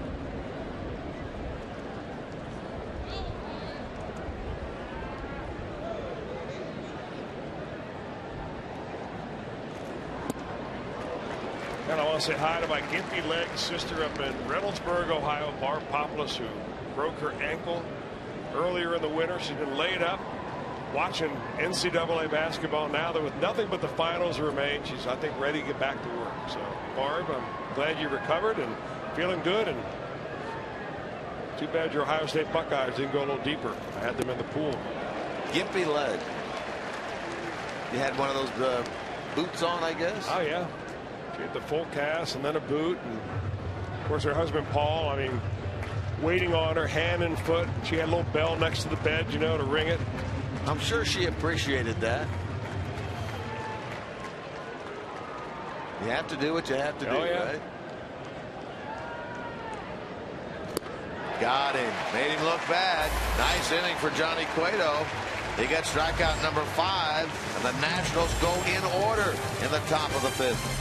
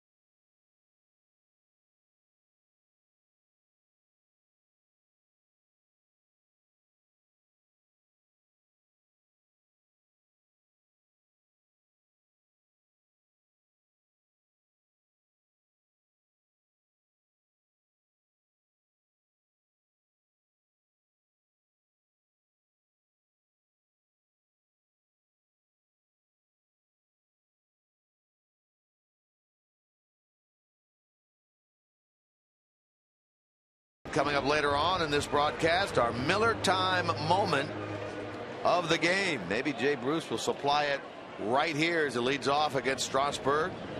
Been on twice.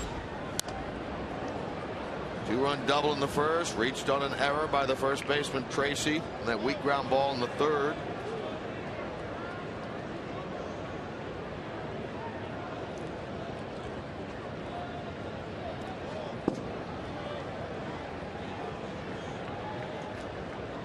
Frazier next, then Cozart.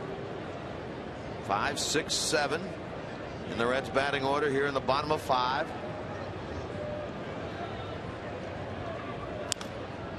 Three runs apiece, 6 hits apiece in this game. A lone error by the Nationals. Reds have left 7, Nationals 5. Strasburg has yet to have base runner free inning. Ouch. Right in on the fist of Bruce, and Zimmerman will throw him out. I don't think you're going to be. You can look long and hard and not find a third baseman who makes that play as consistently as Ryan Zimmerman. This is his signature play right here, and the Reds have tried him too many times already in the series. I mean, just taking a look at it, you think there's no way he can be accurate with that throw, but he is every time. Rubs that leather up. Here's Frazier. You know, there was a time that Ryan Zimmerman really had some shoulder and arm problems, and he had very wild throws from third base when he would field a ball normally, scoop it up, pick it up, and have time to think about it before he'd throw.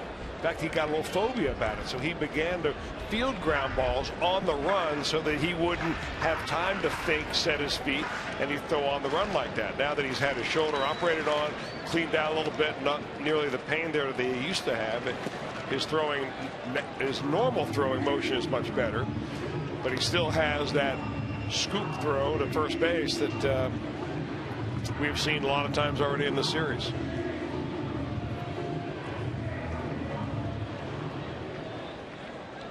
Frazier hitting an RBI in this game, 1 for 2. He buckled on a breaking ball there with misses, and now it's 3-1.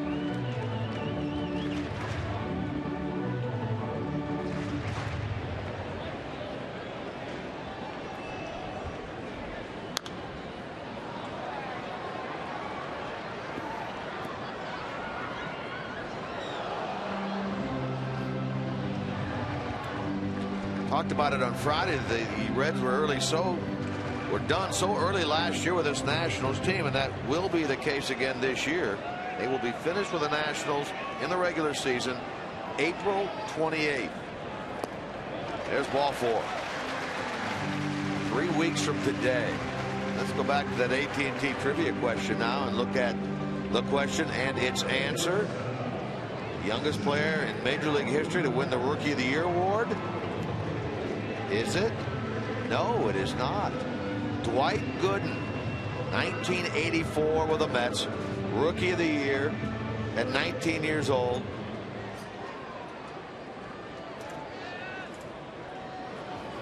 The month difference between the two.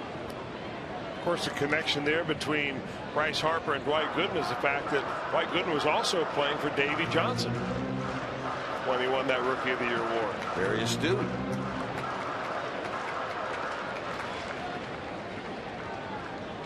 This will be his last year, Davey Johnson. He's already made everybody know that this will be his last run through the league, and he would love it to go out a winner. You know, we talked about him yesterday and the fact that he hit the 43 home runs, the most by a second baseman ever in Major League history. He was part of some very good Baltimore teams. Boy, they had some players. Boog Powell, the Robinsons, Elrod Hendricks behind the plate. Pretty good pitching back in those days for the Orioles also. Yeah. Good lefties. Palmer, Cuellar, McNally. They had the 4 20-game winners, didn't they? It was McNally, Cuellar, Palmer, and screwball pitcher Mike.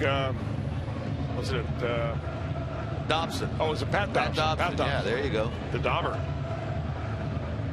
4 20-game winners. I'm thinking about Mike Cuellar sometime later. Yeah. Off speed, Cozart out in front, 1-2. Of course, he hit the 43 home runs Davey Johnson did when he was a member of the Braves, correct? I believe you're right. So he had some pretty good hitters back then. Yeah. Also on that ball club, including Hammer and Hank.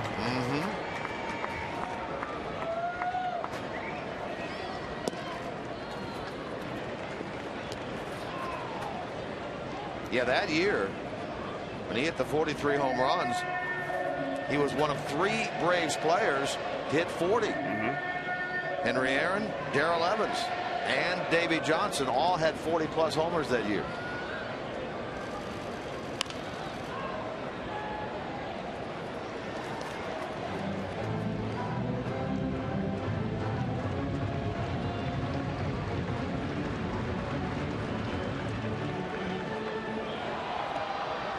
Reds brass made a nice presentation to him down in the field prior to the game yesterday. Gave him, I understand, a couple of wine goblets with major league logos of every team on the glasses.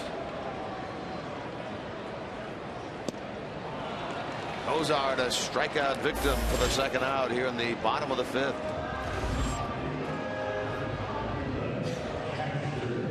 Now 4 strikeouts in this ball game now for Steven Strasburg. He only struck out 3 in his first game, and that was a 7-inning shutout performance against the Miami Marlins. That's just some high heat. Well, it looks so easy to hit when you slow it down like that.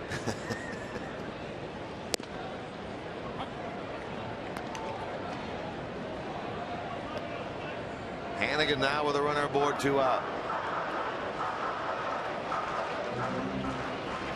Strasburg now at 90 pitches, so after throwing 80 in his first start, he's at 90 now with 2 out in the 5th. Strasburg due up 4th in the top of the 6th inning. Based on an 80-pitch 7-inning outing his first time, is this you think this is it? Davey Johnson did say after his opening day start that he would have kept him in longer had it not been opening day, but the emotions kind of wore him out. Hannigan on that ball in the dirt, doesn't get it, strikes out. Tag put on by Suzuki. 2 strikeouts in the inning for Strasburg, and now 5 in the game. We're through 5. We're tied at 3.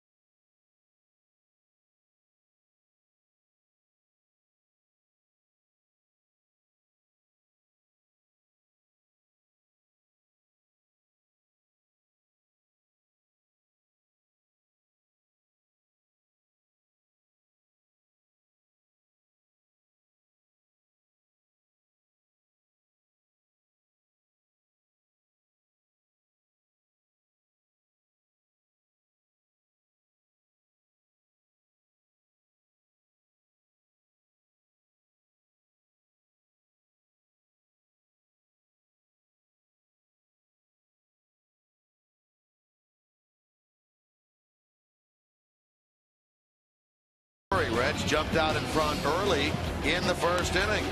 2-run double by Jay Bruce going the other way to left center field. Played at Paul and Votto. And then a ground out by Todd Frazier to the right side. Good job to move the runner in. Made it 3-0 Reds after 1. But the Nationals struck back against Cueto. Big blow right there. Kurt Suzuki His first hit of the year is a 3-run homer that tied the game at 3. That was after an inning and a half. That's where we are now. Here's the numbers of the two combatants in this one, Strasburg and Cueto. This number right down here, these walks are the ones that really, I'm stunned, actually, because both of these guys normally show very good control. Strasburg did not walk even one batter in his first outing.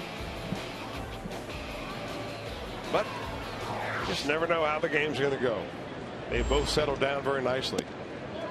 You were talking then in the bottom of the 5th inning about yay or nay, Strasburg in or out. What do you think?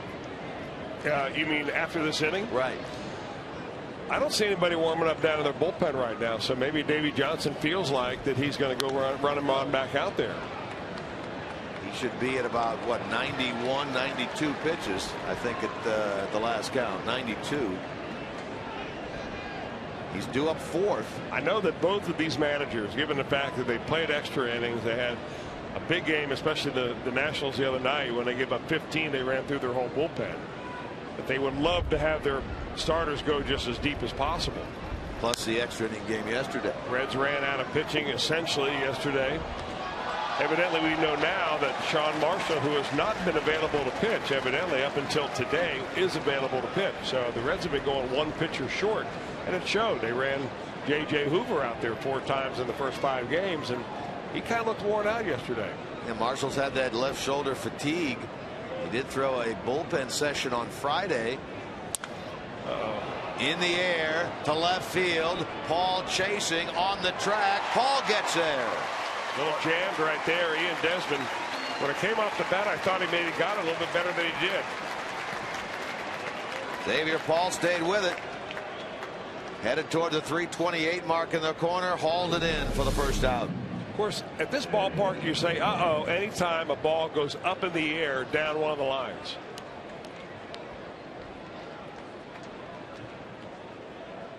Look at that concentration by the X-Man. Out number 1. Here's Danny Espinosa.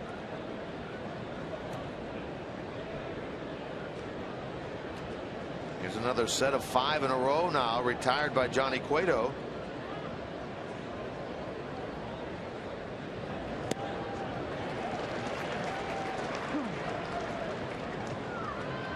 Kurt Suzuki, the catcher, waits on deck. 3 runs, 6 hits on both sides of the ledger.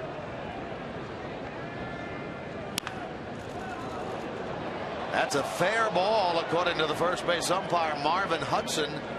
And that went into the stands. That's going to be a ground rule double. It didn't go into the stands until a nice fielding play made by the ball boy down there. And he immediately jumps up, gives it to a fan, and was hoping nobody would notice. Check out this grab down here. Marvin Hudson turned as if he's going to call that foul. Then called it fair. There's what Chris is talking about. Here you go, young man. Now get out of here before they find out it's fair. Chalk razor right there. Double for Espinosa. The go-ahead run at second base with 1 out.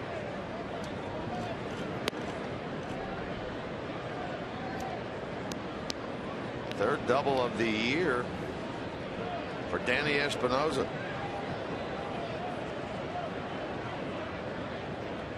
It's a good series now against the Reds. 4 hits, 10 at bats after not having a hit in their opening series.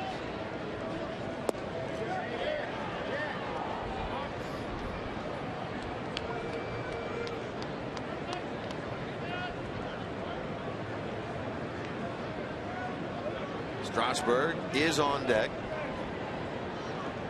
Reds battery gets together there. Reds in their half of the inning will have the 9 spot first Cueto. There's Strasburg. Then the top of the order.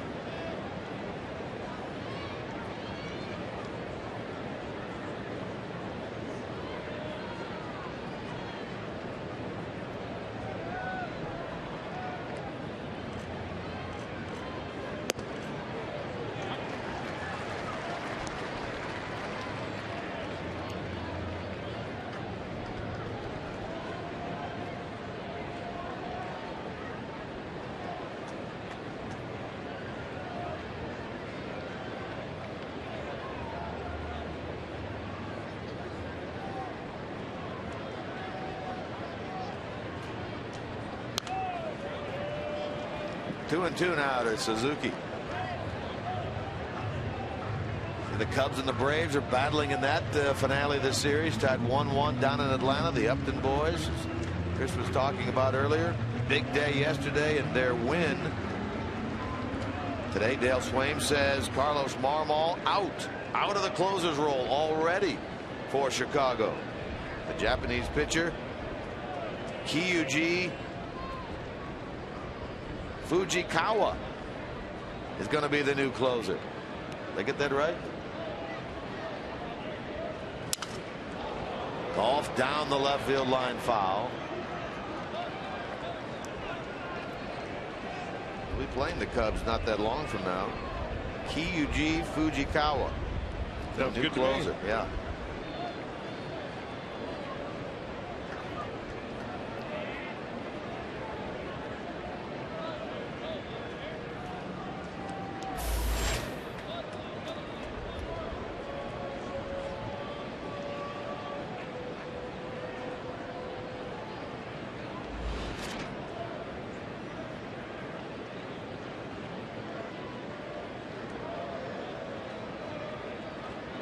Johnny Cueto right at 100 pitches. He threw 105 on opening day against the Angels.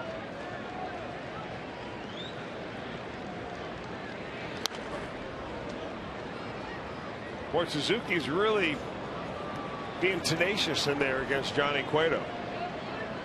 Home run in the second inning, a double last time up, fouling off some really good pitches and making Johnny work. You can see there he's had 2 rough innings, the second with 30, the fourth with 26 pitches.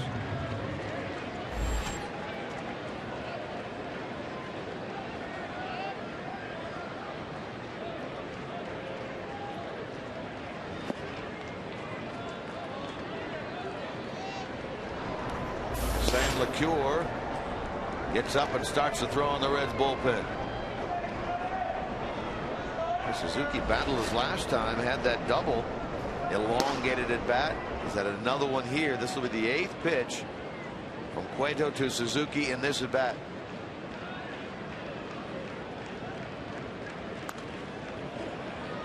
Fights it off, stays alive. Not pretty in regard to the swing. Keeps him up there.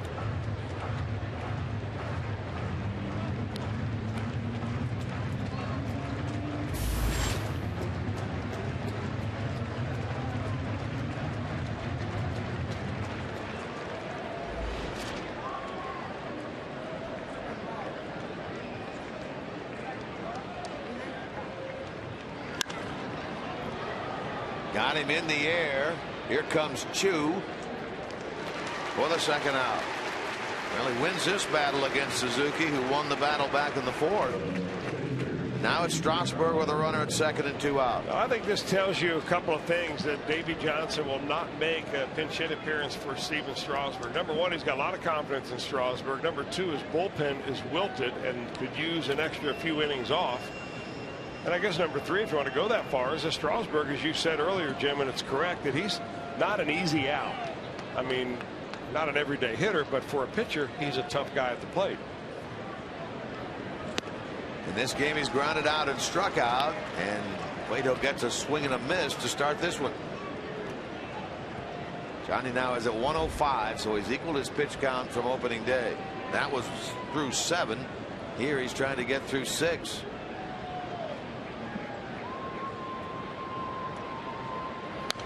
I mean, if you're going to pinch hit, now would be the time you would do it. Man on second base, opportunity to break the game, break the tie of the game with a base hit, turn the lineup over if that pinch hitter would get on base.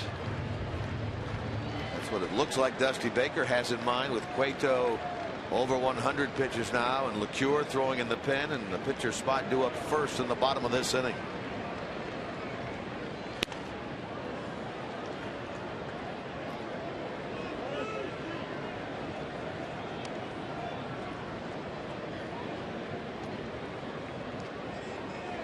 Johnny wanted to end the inning right there, and kind of a funny bit of body language after he threw that ball. Took a long walk back towards the home plate area to get the ball back.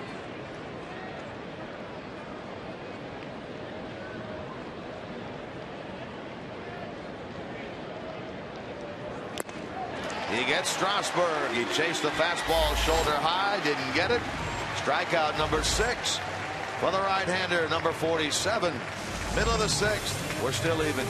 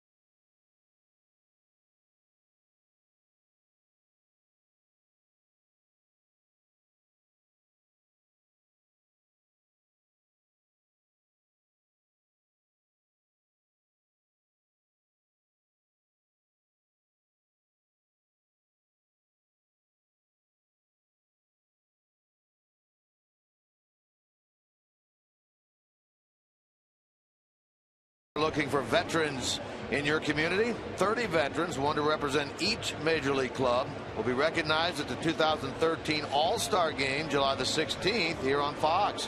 To nominate, go to tributeforheroes.com.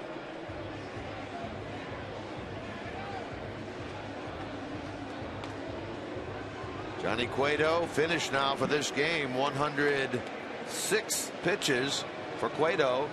He gets a strikeout of Strasburg to end his day's worth of work. A quality start, so 2 starts, 2 quality starts, and he can be the winner in this game if the Reds can produce something here in the bottom of the inning. They'll send up the pinch hitter, Derek Robinson, to get it going.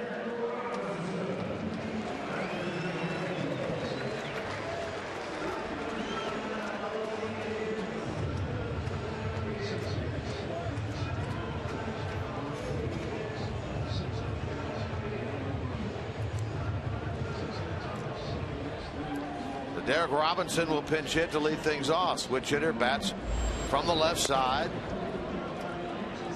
108 pitches for Johnny Cueto.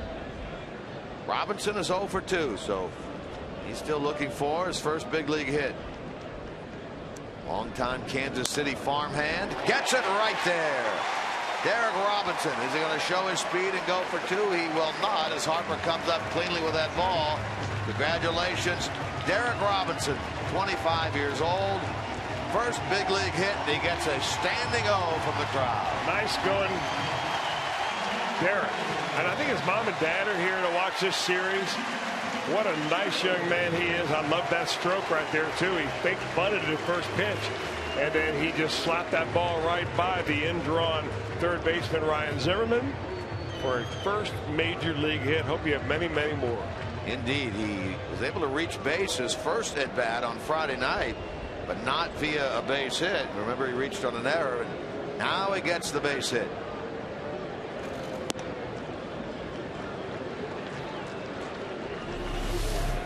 Worth another look. Good stroke right here, just slicing it right by Zimmerman into left field for a clean hit.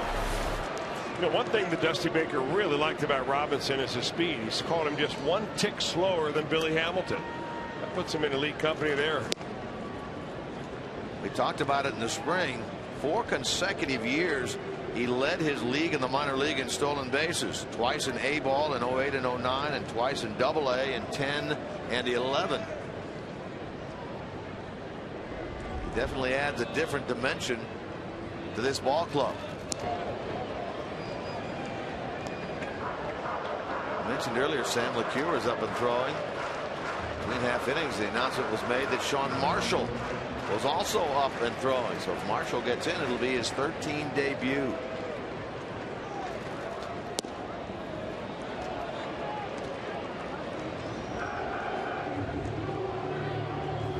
Chu has a hit and a walk and a stolen base in this game. And now he's in the hole, a ball, 2 strikes.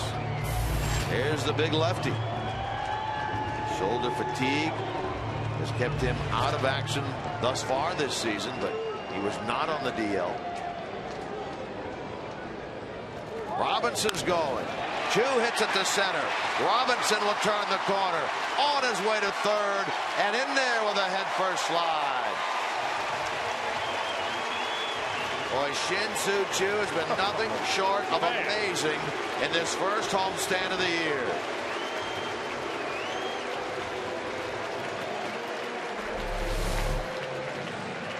I mean, he is just so quick and so compact to the baseball. Robinson reads it perfectly, uses his speed, Reds on the corners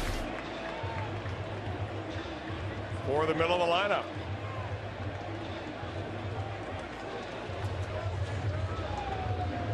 Hall made that nice running catch in the corner on Desmond's ball in the top of this inning, and now here he is in the bottom half with an opportunity at the plate. Get the lead back. This is one of those situations that we talk about all the time. You do not need a hit right here, although you'd certainly welcome it. Make contact, get that run home. Ball is 2 out of 3. He's hit the ball hard twice.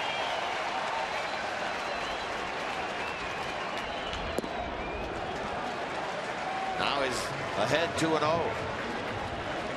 Strasburg throws his 100th pitch of this game. Yeah, kind of looking down to the bullpen to see if they made a call down there, and so far nothing going on.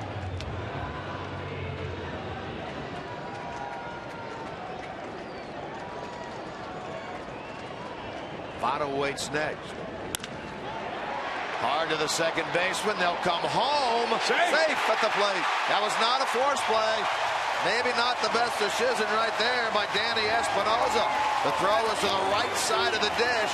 Robinson with that speed easily got in there, and the Reds have taken a 4-3 lead. And from a national standpoint, they do not get an out. A bad decision right there, I think, for Espinosa. He was playing too deep, really, to make a play. Underestimated, perhaps, the speed of Derek Robinson coming in from third. That's exciting. They had a double play ball, no problem right there if they decided to do that, but Robinson simply outruns the play. Boy, that's what you really thought they were going to do based on how they were playing. This is the 6th inning, not the 9th inning. I'm really stunned that he decided to come home with that. Opens the door now for more for the Reds. The heart of the order up. 2 on, nobody out, a run in, and a 4-3 Reds lead. Strasburg has been able to get the best of Votto each of his last 2 times up. Struck him out in the second, again in the fourth.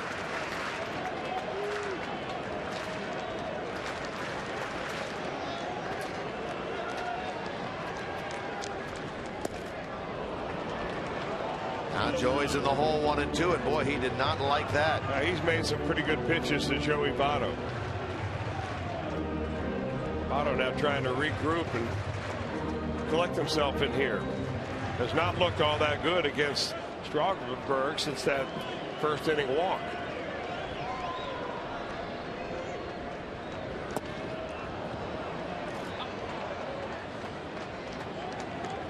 He has the ability, and we saw it right there. Just stay alive, foul a pitch away that he doesn't like. Hopes for something better.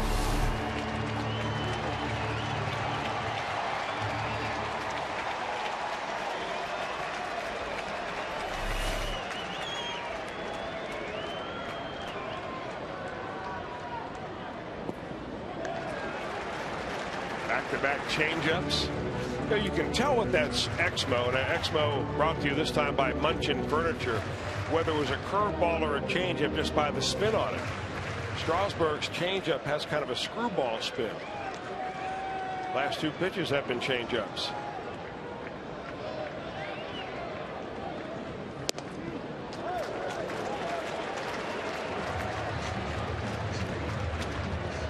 Now here's the decision time for Dusty Baker. Do you release the runners? You've got some pretty good speed out there. Not great speed, but good with Chu and Paul. But you have a strikeout pitcher on the mound in Steven Strasburg. Votto has struck out twice against him. You could run yourself into a double play here if he swings and misses. Runners are not going. Votto tapped it to the right of the mound. It will move the runners up. Phillips will come up there with second and third and 1 out. Nationals finally now have action in their bullpen. Ryan Matthews, a right-hander, is throwing.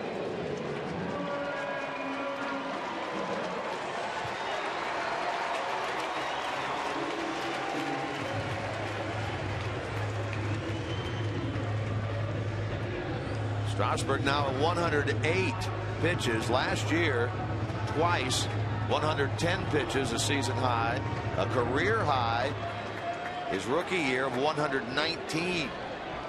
He's at 108 as he works to Phillips. Infield in.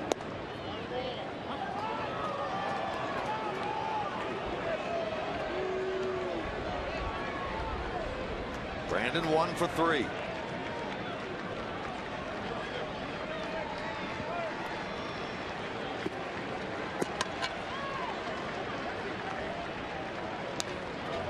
Now, when Derek Robinson was on third base and Xavier Paul up, the Nats defense was playing halfway.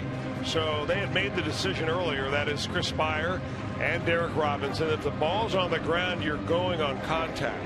Now with the infield in, it makes an easy decision for Chu and Spire to not to go at all unless the ball goes into the outfield. And that's what Brandon would love to do right here, is hit a fly ball.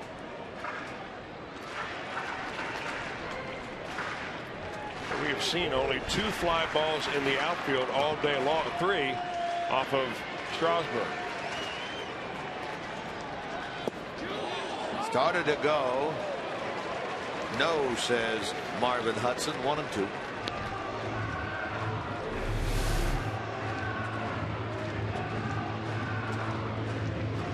That was pitch number 111 for Strasburg. The most he has ever thrown in a game is 119. That was last year.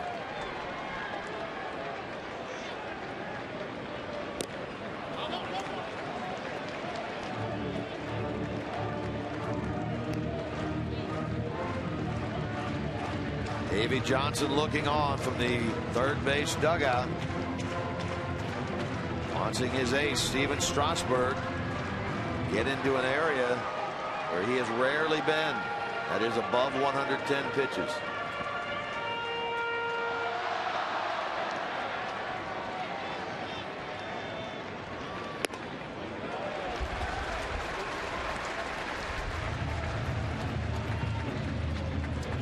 Nationals have 1 lefty works out of their bullpen. That's Zach Duke.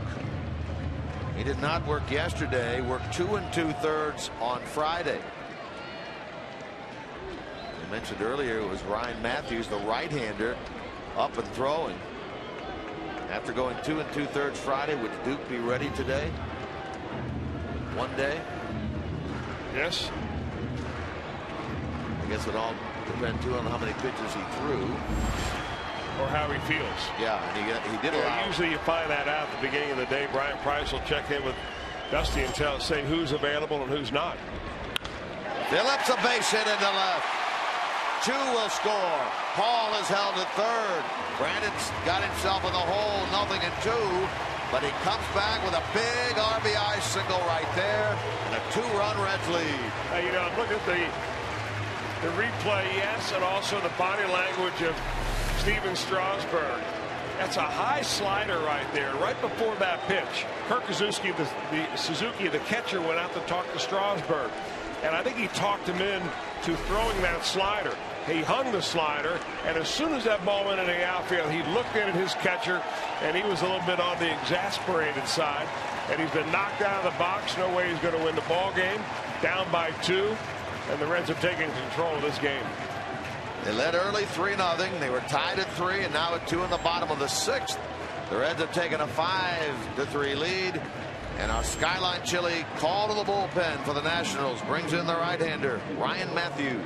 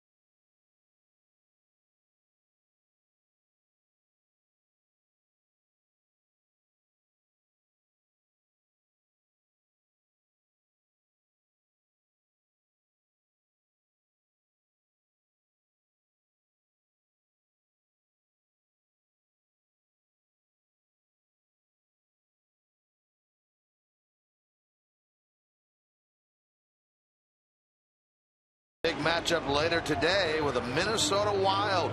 Blue Jackets Live starts our coverage at 5:30. Game action beginning at 6 tonight, right here on Fox Sports Ohio. New pitcher on is the big right-hander, Ryan Matthews. 6'3", 215-pounder out of Galt, California. Strasburg 5 1/3, 5 runs, 9 hits, 4 walks, 1 intentional, 5 strikeouts. Bruce again goes the other way into the hole. No play. Run scores. Infield single Bruce. Jay adds himself a 3 RBI game. Well, he is going the other way almost every time up these days. And he didn't hit it hard, but he hit it in a good spot right there, right between the third baseman and the shortstop. He gets a breaking ball and he just kind of pounds it into the dirt. And by the time that Desmond gets a handle on it, he doesn't have a play anywhere.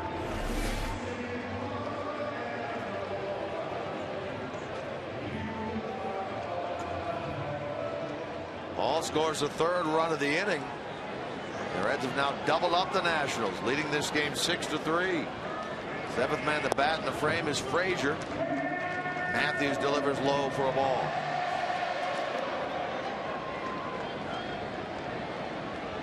Third appearance of the year for Matthews. He had 66 games last year and a real good season in 2012. Low batting average against, down and around the 240s. Earned run average under 3. Matthews a quality pitcher. Frazier was able to get the best of him on Friday night with an RBI single in the 8th inning.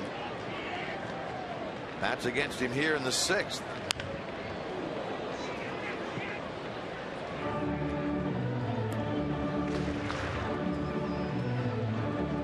Three-run inning. Derek Robinson, his first big league hit, started it as a pinch hitter for Cueto, who now is in line to get the victory. Chu on a hit and run, single to center with Robinson running. Paul, and a sharp ground ball to the left of the second baseman. Espinosa, a bad decision to come home. Robinson streaked under the tag with the slide, giving the Reds the lead. Chu moved up. Votto grounded out. Phillips produced with an RBI single. Bruce does it with an infield RBI single. Now Frazier draws the walk. And the Reds have them loaded with one out for Kozar. You go back to that play by the second baseman Espinosa and his decision to try to come home to get Derek Robinson. If instead they try to turn a double play right there on the ground ball hit by Xavier Paul, you can easily get a double play. It was a 4-6-3 tailor-made DP lane double play. The next batter, Joey Votto, grounds out to the pitcher, and the Nationals are in the dugout inning over at this point, right? If that happens. Down by a run, only down by only one run. Correct. You said at the time this could open up the floodgates, and it certainly has. One out, bases loaded. The Reds could really open it up right here with a key base hit. Matthews now having trouble finding the strike zone, so much so that Kurt Suzuki goes to the mound. Goes out 0 for 3. He'd love to snap that right here. Kind of interesting how one little play, as innocent as it seems at the time, can set the stage and the momentum for the entire inning.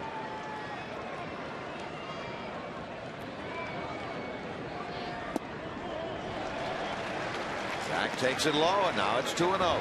Okay, the Reds have had a really good approach all day long. They've been reluctant to chase pitches out of the zone. It's an easy thing to do with a guy like Strasburg on the mound. Good game plan.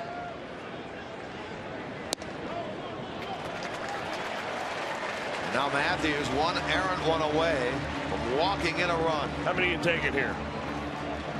One for sure. Only one out. Hannigan on deck.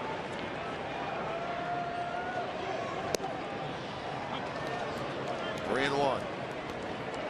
Well, you'd think you'd take here unless it's something you could absolutely clobber.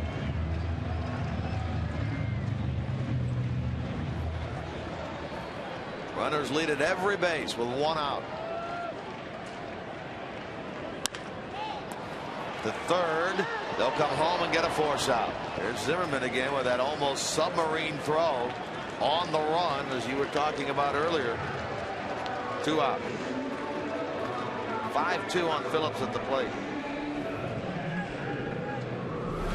Watch Brandon Phillips as he's running down the line right here. I don't know when he raises his hands up. Oh, I guess he was told to slide by Hannigan, and he put his arms up in the air. He could have been called for that had that ball hit him like that after he had his arms up.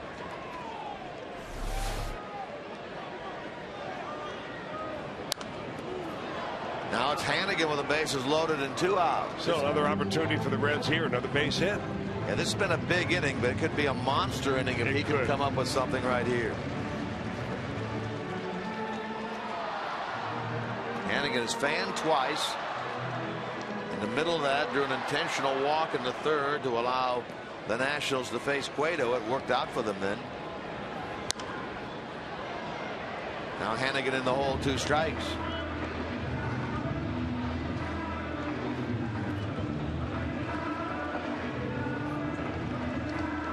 Six runs charged against Steven Strasburg in this game, all earned after 7 shutout innings on opening day for the Nationals against the Marlins.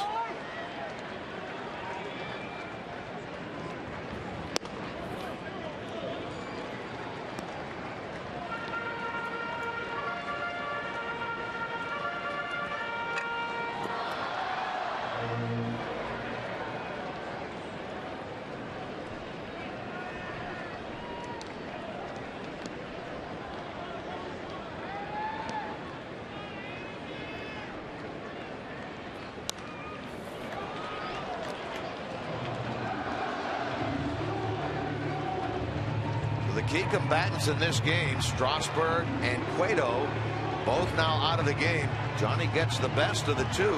3 runs, 7 hits, 6 innings, in line for a win.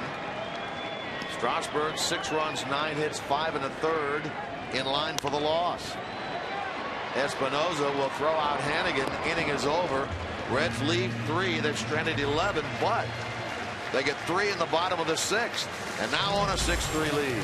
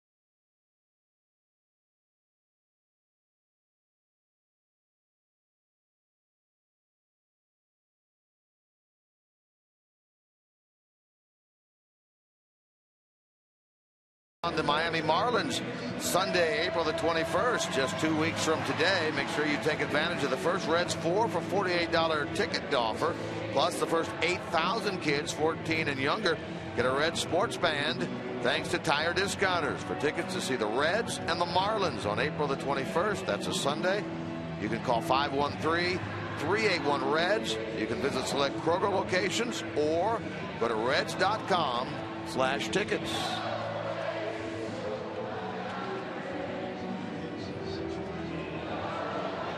Six-3 Redlegs into the 7th inning of this one. New pitcher on, first appearance of the year for Sean Marshall. Well, he had a whole bunch of them last year, 73 to be exact, 61 innings overall. That would indicate that he's a loogie, a left only one-handed guy. Sometimes he's not in for just face one batter here, but nice to get him back on the mound after he was unable to see action coming out of spring training with a fatigued shoulder. That evidently is A-OK, and it's nice to be back to full strength in the bullpen. Derek Robinson stays in the game and goes to left. So Xavier Paul leaves. Robinson in the 9-hole where he pinch hit. Marshall now in the 2-hole, previously occupied by Paul.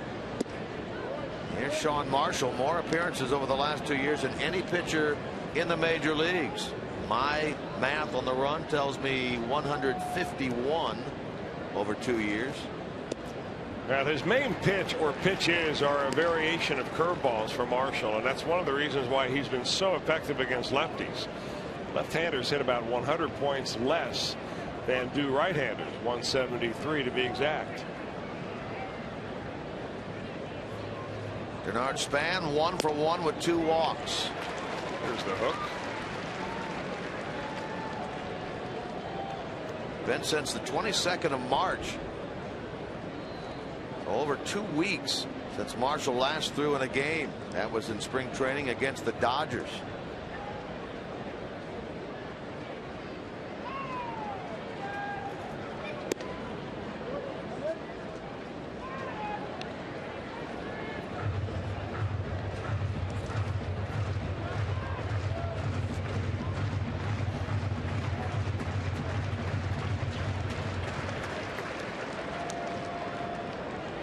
Worth and Harper here in the 7th.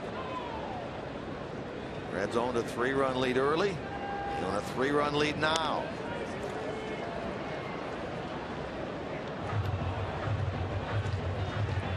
They've been in double digits now. All 3 games of this series hit-wise. They had 19 on Friday, 13 in a losing effort yesterday, and 10 today. That base hit by Bruce, his 2nd of the day, the 10th of the afternoon for the Reds.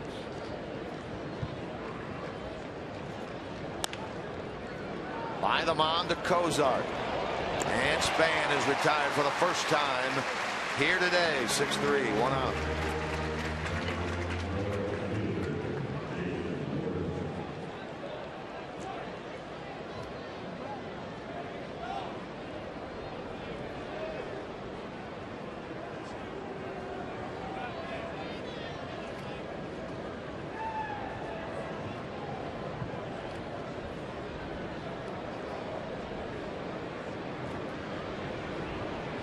Here's Worth.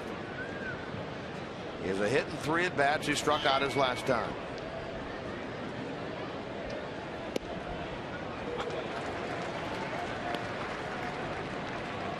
Johnny Cueto making his 151st career start here today, in line for career victory number 61, winning 19 last year.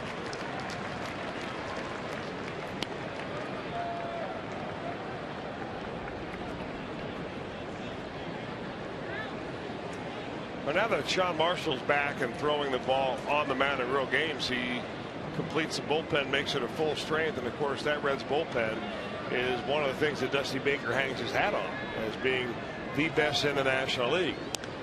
They've got the numbers to prove it. Worth fooled and pops it up. Hannigan on the track behind the plate, makes it the 2nd out of the inning. Good curveball by Sean Marshall. Let's take a look at those bullpen comparisons. Nationals last year, Reds last year, earned run average, opponent batting average, saves, and inherited runners percentage scored. Those are all first by the Reds. The Nationals aren't too bad. I mean, they rank right there. Remember, this is the one you really like right here is this save number. Nationals won 98 games last year. The Reds won 97. So both of these bullpens are rock solid. In fact, the Nationals believe they got better this year with the addition of Rafael Soriano. Yeah, it's something we talked about yesterday with 3 pitchers down there that have had 30 or more saves in a year. I would imagine that there are a lot of managers and or general managers out there who would be happy with either one of these bullpens. Quiet down there in that bullpen today, save the right-hander Ryan Matthews, who got up and entered the game. Lefty here. Harper against Marshall, a ball, a strike. You really don't know how sharp Marshall is going to be. I mean, after you mentioned it's been 2 weeks since he's been at a game. That's going back to spring training. He's really, as far as I know, has only thrown one bullpen. Had a couple of days ago to kind of get himself sharp at game speed. And when you've been throwing a curveball as long as Sean Marshall has, it probably comes naturally to you.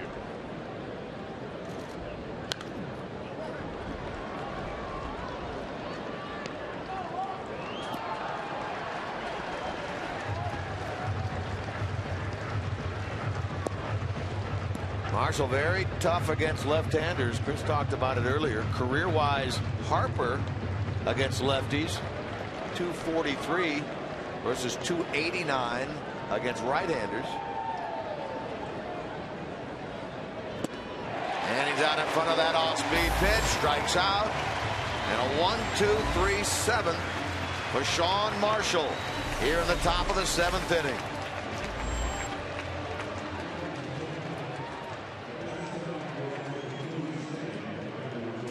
He'll keep it here in the middle of the 7th.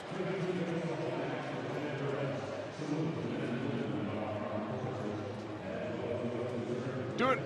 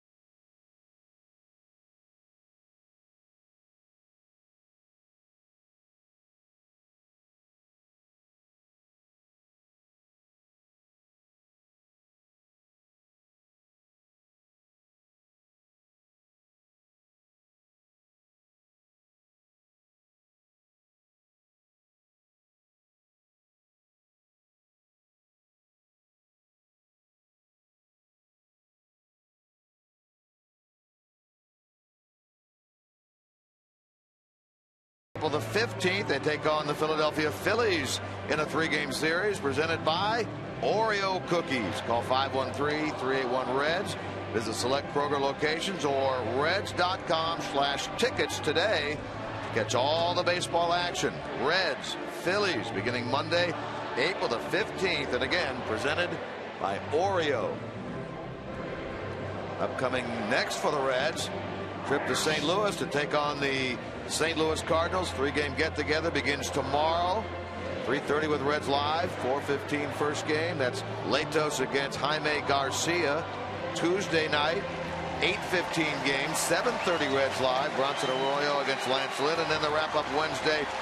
That's 1:45 first pitch. 1 o'clock Reds Live on Fox, Ohio. Homer Bailey against Jake Westbrook. And you will be there for not 1, not 2, but all 3 games. All 3. 2-day games, 1 night game. Looking forward to that series in St. Louis. St. Louis has a formidable lineup, no doubt about it. They're not full strength. David Freese is out. Yeah, but still long. They've got a very formidable lineup, and they always play the Reds very tough. So I hope you folks are able to join us for each and one of those games coming up this week. I'll be with you. Not physically, but physically you will be what, doing radio? Physically, I'll be here in Cincinnati. Oh, okay, good. Derek Robinson now to lead things off in the bottom of the 7th. His first big league hit sparked that 3-run 6th inning for the Reds, giving them a 6-3 lead. Ryan Matthews, who worked in the 6th inning in relief of Strasburg, on here in the 7th.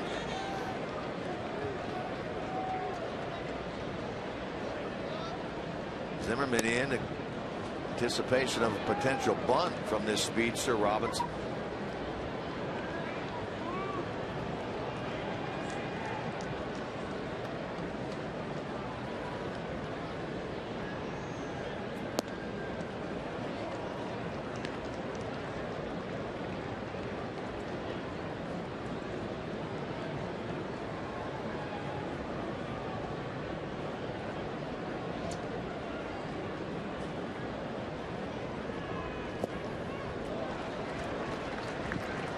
One ball and 2 strikes. Robinson to be followed by Chu, and then the pitcher's spot. Marshall will be lifted. Good debut for the left-handed. Nice debut. Went right through the middle of the order.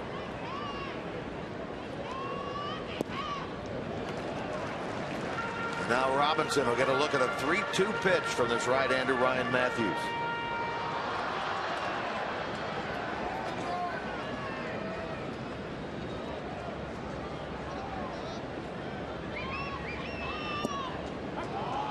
He is rung up on a borderline pitch. Jerry Meals sent Robinson packing back to the Reds dugout without number 1.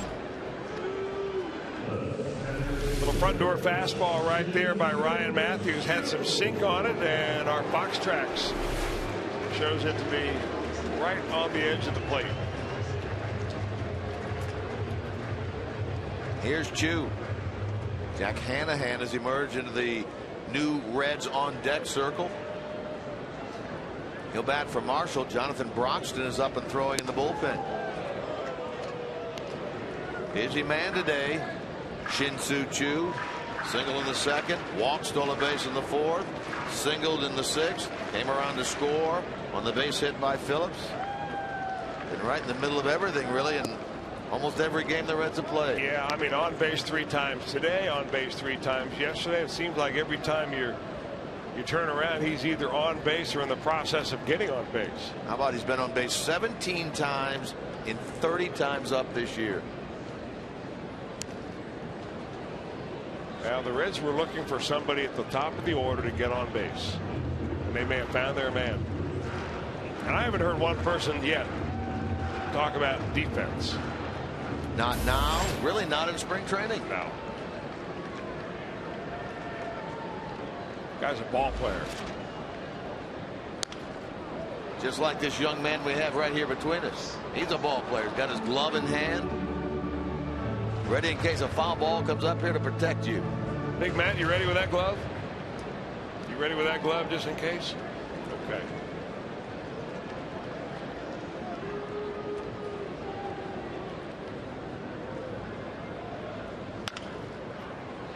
To Espinoza. And there are 2 out. Jack Hanahan will bat for Marshall. Dusty Baker made the point regarding Hanahan today when he was asked about Xavier Paul starting in lieu of Chris Heisey out at left. He wanted the left-handed bat in there. He said, I would have started Hanahan today had Frazier not been so incredibly hot.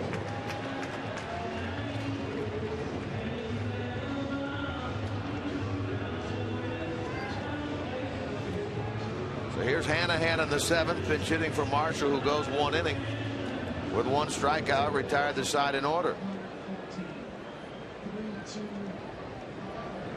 Hanahan 1 for 3, yet to make his first start.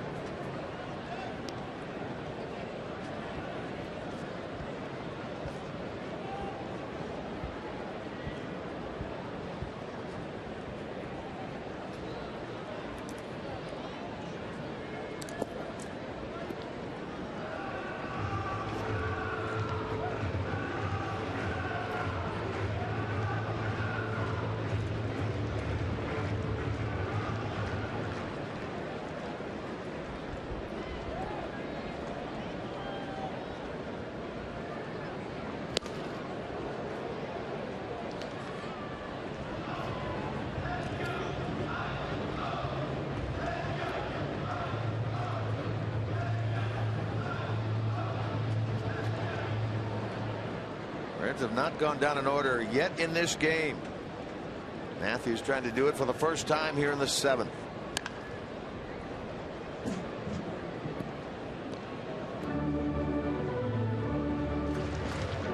Many people think that Hanahan, who was a Cleveland Indians player last year, came over in that deal between the Indians and the Reds and the Diamondbacks, but that was not the case. He was a free agent signee, in fact, to a 2-year contract by the Reds. And he drives it the other way into left field, and a hit for Hanahan. Nice level swing right there for Jack. And the Reds still have not gone out in order. 1, 2, 3.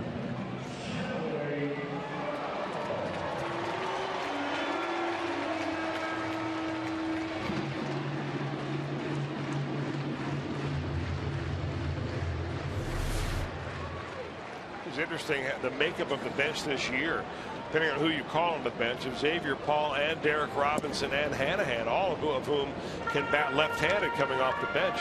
That's something the Reds have not had very much of over the last few years. Left-handed pinch hitters.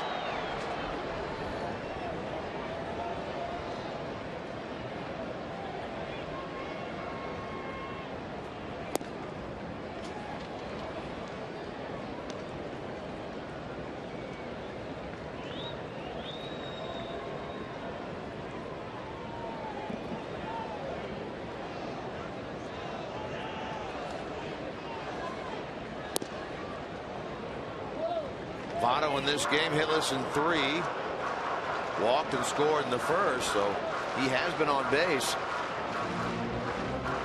Well, Matthews upset about something. Looks exasperated out there. Took a long look into home plate umpire Jerry Meals. Took a long walk behind the rubber, off the mound. Now he's back and ready to go. Votto will make it through strikes. Yeah, just to complete that thought, Votto has been on base in all 6 games the Reds have played. He did walk and score in the first.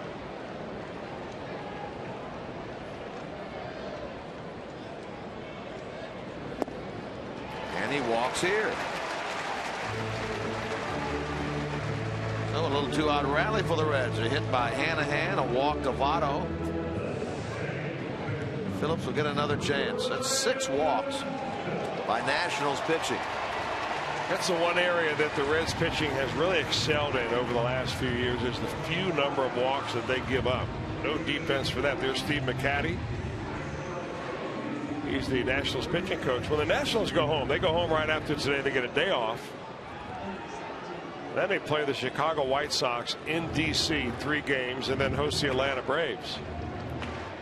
And you can really look at their schedule and say, well, you know, they've got Miami twice in the first month. They've got the New York Mets. But they also have St. Louis for a 3-game series. They've got 2 series with Cincinnati and 2 series with Atlanta. So it's not an easiest of schedules for the Washington Nationals either.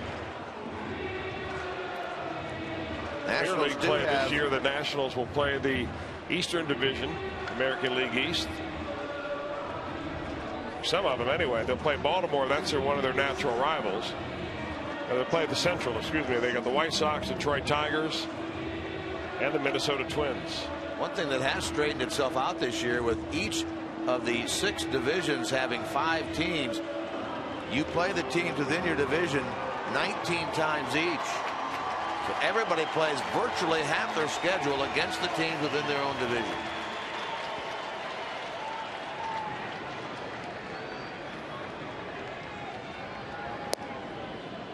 A strike to Brandon. Here's Brandon before he came up there. Stubborn donut. Got that thing on there so tight he couldn't get it off. You don't have a problem with donuts, do you? No, they disappear around me.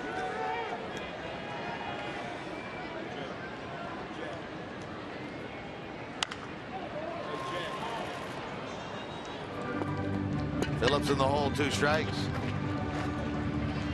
Are we going to see that commercial with Jim Kelch in it this year, with you wearing the Frisch's Big Boy apron on Founders Day. The checkered apron. Are you going to be out there at the main liner greeting patrons as they come in the door? Not probably at the main liner. Well, that's my Frisch's. That's yours. Got to come out there. I know it is. That's not the one closest to my place. No, we don't care about that. I go to the northern Kentucky haunts. Phillips strikes out. Good on-speed pitch there by Matthews, ending the 7th inning uprising for the Reds. We head to the 8th. Reds up 6-3.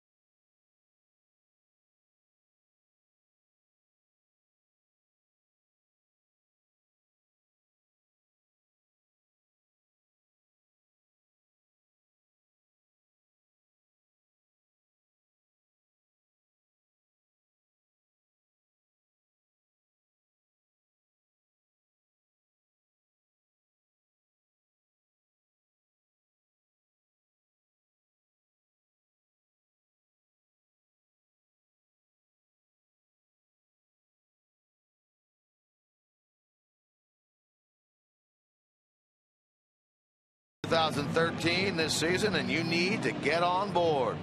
Bring your group here to Great American Ballpark and the Fan Express to Reds Country. Simply call the Reds Group sales office. That number is 513-765-7600, or you can log on to reds.com/fanexpress. A little cloudy right now. Darkening skies overhead. Into the latter stages of this game, the 8th inning. Reds up 6-3, and Big JB, Jonathan Broxton, takes over. You love that walk-up song for Jonathan Broxton, don't you? I don't. What is it? I didn't really... Iron Man. Is that what it was? Yes, it is. Blue Oyster Cult. Oh, Black Sabbath, excuse me. I used to get those mixed up. Yeah. But playing late at night. Blue Oyster Cult. Still have some of those 8 tracks in your car? Yeah, as a matter of fact, I still have that 8-track. Supporting it underneath to keep it where we'll play with a little matchbook or something? I was just reminded by Brian Hunterman, and he's got a memory like a steel trap, that was also the walk-up music for Dimitri Young. Oh. How about that? That's something else I like about Dimitri Young. I thought you were going to say Brian had an 8-track player, too. Oh, he does. A little soft line to defers, and Votto handles it. And Zimmerman hitless in this game, 0 for 4, and in the series 0 for 11. The batter now will be Chad Tracy. Yeah, when your cleanup man is 0 for 11 in a 3-game series, you're lucky to have scored many runs at all. They've got a lot of production actually out of the bottom of their order. Not a whole lot through the middle. Tracy struck out his last time. He's 0 for 3 in this game and 1 for 8. He's been the starting first baseman each of the last 2 games. Subbing out for Adam LaRoche. He's had a bit of a strained back. He kept him out of the lineup yesterday and today. And as Chris is talking about, they're off tomorrow. So they, in effect, get 3 days for him to try to heal up.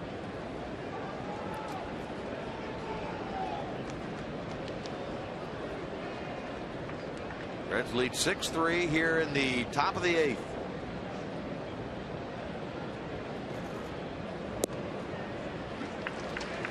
Broxton worked yesterday. He worked a perfect 9th inning.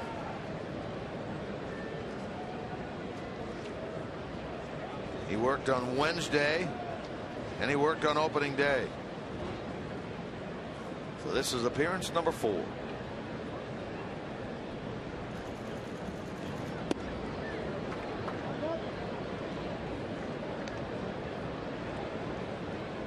Be a lot happening in Jonathan Broxton's hometown this coming week. He, of course, is from Augusta, Georgia. Oh, boy. Masters coming up, starting, I think, with the par 3 tournament on Wednesday. Have you ever attended that? I never have. No, I've always. You'd love to, though, wouldn't you? Baseball conflict. Have you played that course, you being the avid golfer that you are? No, but if you can pull some strings to get me on, I would be forever thankful. I have no strings whatsoever to pull for you on that. How about you and your big-time golf partner, Marty B? Marty? He get on that course? I'm sure if he could get on, he would be looking at me in the rearview mirror. You can book it. He'd take his good friend Jim Day out there, wouldn't he? Swing and a miss. Broxton gets the strikeout there of Chad Tracy.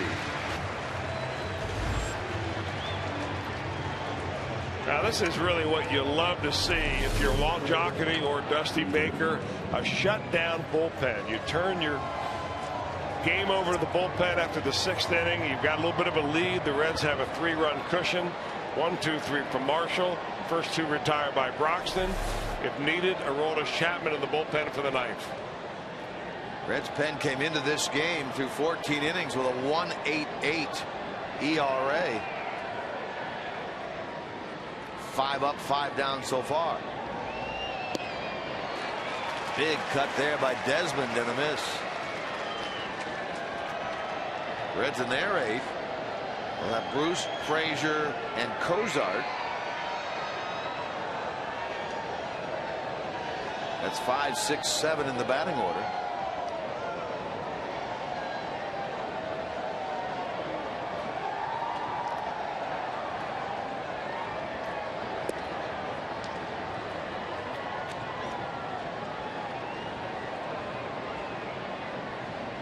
Reds trying to wrap up this opening homestand of 2013 at 4-2, taking 2 out of 3 from the Angels, and if they can hang on here today, 2 out of 3 from the Nationals.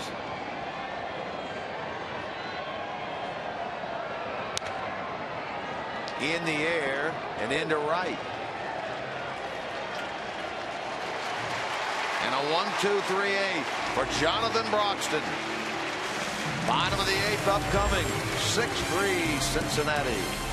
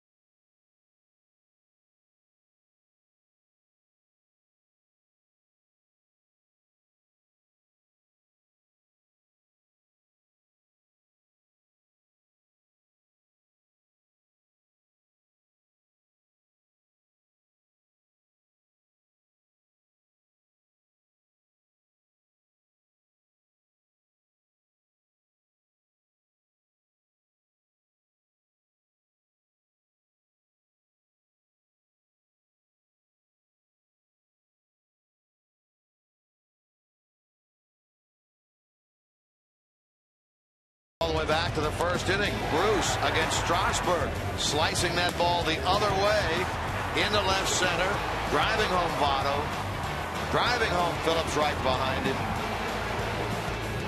Actually, it was Paul and Votto. A John Merrill hot dog play of the game to this man, Jay Bruce, who today 2 hits, 4 at bats, 3 RBIs. He's actually had now a productive series, 6 hits in 15 at bats after a slow start in that Angels series. He gets the new pitcher on for the Nationals, the hard-throwing Henry Rodriguez. Yeah, the hard-throwing Rodriguez is a strikeout artist. There are the numbers on him this year. Last year, he struck out more batters than innings pitched, but he also can get a little bit on the wild side. And he might as well sometimes throw 4 balls quicker than he can throw 3 strikes. Check swing grounder to Zimmerman. Bobble. Got him. The umpires in the seats disagreed. Marvin Hudson said out at first on Jay Bruce. Little check swing right there, and well, we've seen him busy a lot, but he stays with it after the bobble, and I'll tell you, awfully close down there. We saw the other day that Jay beating one out, was called out. I think they got him. Here's Frazier. Chapman, by the way, is throwing in the Reds bullpen. Frazier kept that hitting streak going with a single to left in the 3rd. He'll lift this one high to left field. Back goes Harper. He'll have room right in front of the out-of-town scoreboard and haul it in. Frazier with a bid for number 4. Comes up a bit shy. Boy, guessing fastball. He was spinning on it and just got a little too much air under it.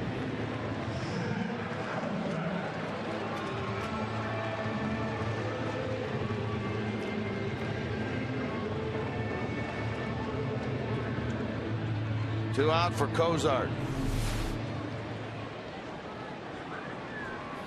Hitless today for Zach. Reds have 11 hits.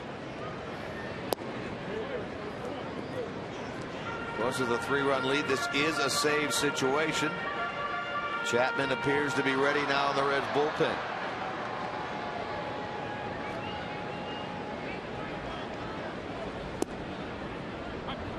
Ball and a strike.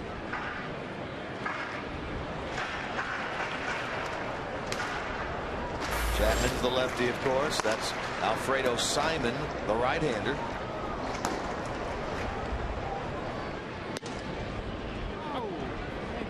And now Cozart in the hole, 1 and 2. Cueto, 6 innings, 3 runs, 7 hits. Strasburg, 5 1/3 innings, 6 runs, 9 hits. Starters are the pitchers of record. Very good chance that the Reds will see Strasburg again. They have, as we talked about, a 4-game series coming up in Washington that begins on Thursday, the 25th of this month. It's a Thursday night, a Friday night, a Saturday afternoon, and a Sunday afternoon game against the Nationals over there.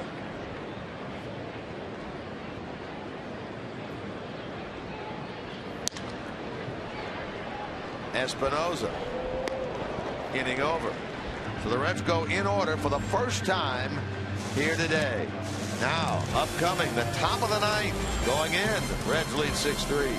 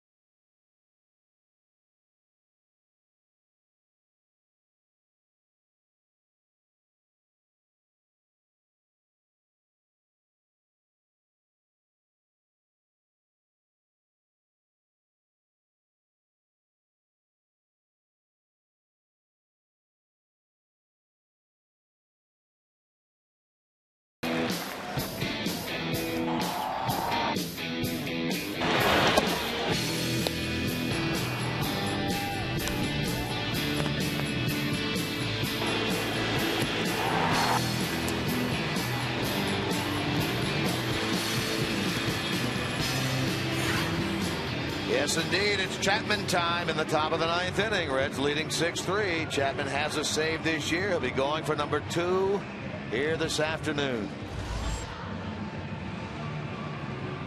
He saved the game against the Angels on Thursday afternoon. That was the 5-4 win. This is appearance number 5 for him. He also has a win. He was the winner in the second game, the opening night contest, also a 5-4 Reds win. You know, it's not easy to pitch to major leaguers and get them out or collect a major league save. Let's assume first off that it's a tough thing to do. But if you were to rate saves between tough ones and less difficult ones, this would be the much less difficult one. You've got a 3-run lead and you're pitching to the bottom 3 in the order. So let's get it done. It'll start with Danny Espinosa. He'll turn around and bat from the right side. He's 1 for 2 today with a walk.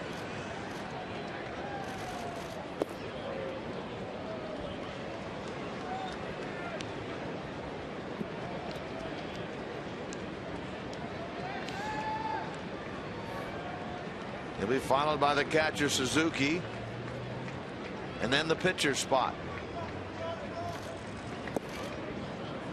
Chapman falls behind 2-0.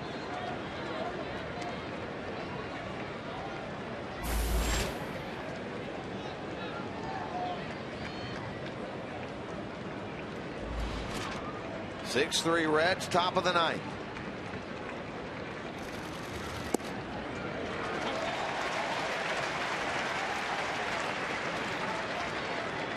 Don't you love the way you take a little off to get it in at 91? Take a little bit off. Chapman came in, struck out the side in the 10th inning yesterday. Dominant in doing so. To third, Frazier had it, bobbled it, picks it up, gets his man at first base. Now the ball got on him in a hurry, so he had time to recover. Espinosa gone, 1 out. It's one of the things Todd Frazier mentioned during his taping of our CBTS Tech Talks about how to play third base. He goes, a lot of times down there, all you're trying to do is knock the ball down, and then you stay with it. We saw Ryan Zimmerman do that earlier in the game, and Frazier stays with it and gets his man. 1/3 of the way home. Here's Kurt Suzuki.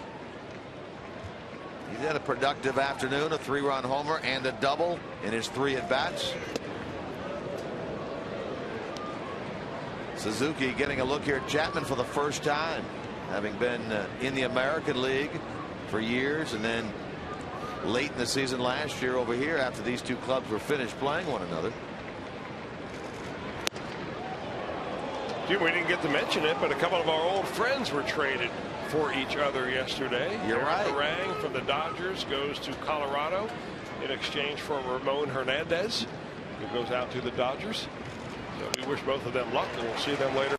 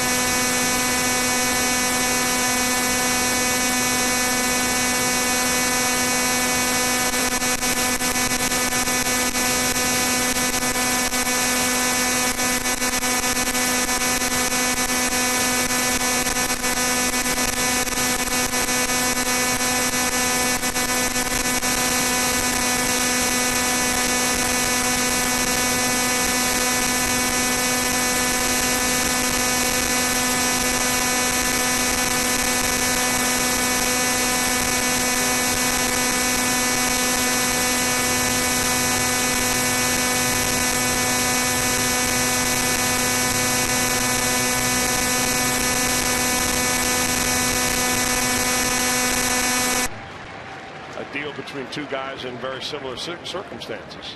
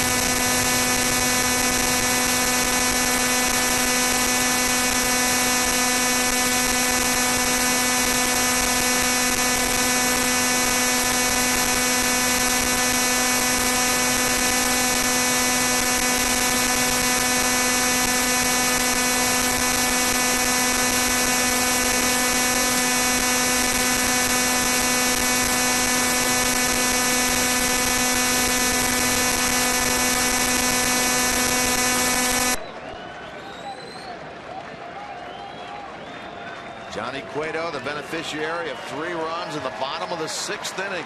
He's in line to be the winner here. He had worked the top of the 6th. Got the handshakes from the dugout.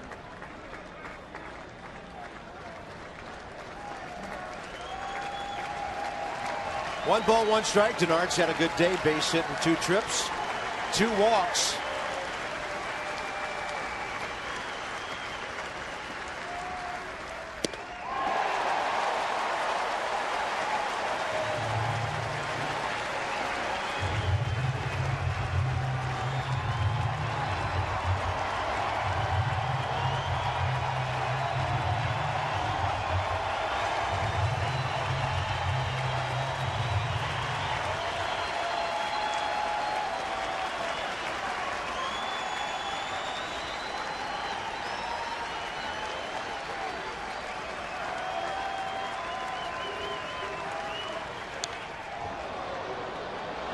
Span doing well to make contact. 101 on that heater.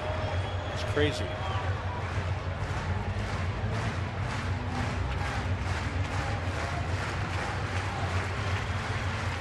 The matchup we're all looking for if somehow Denard can delay the end of this one.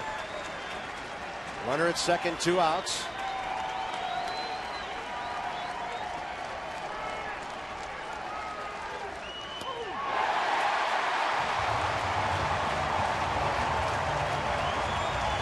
.101 it says. 3 hours and 7 minutes. A 6-3 win. Johnny Cueto over Steven Strasburg. The Reds take 2 out of 3 against the Nats. And we've got more for you straight ahead.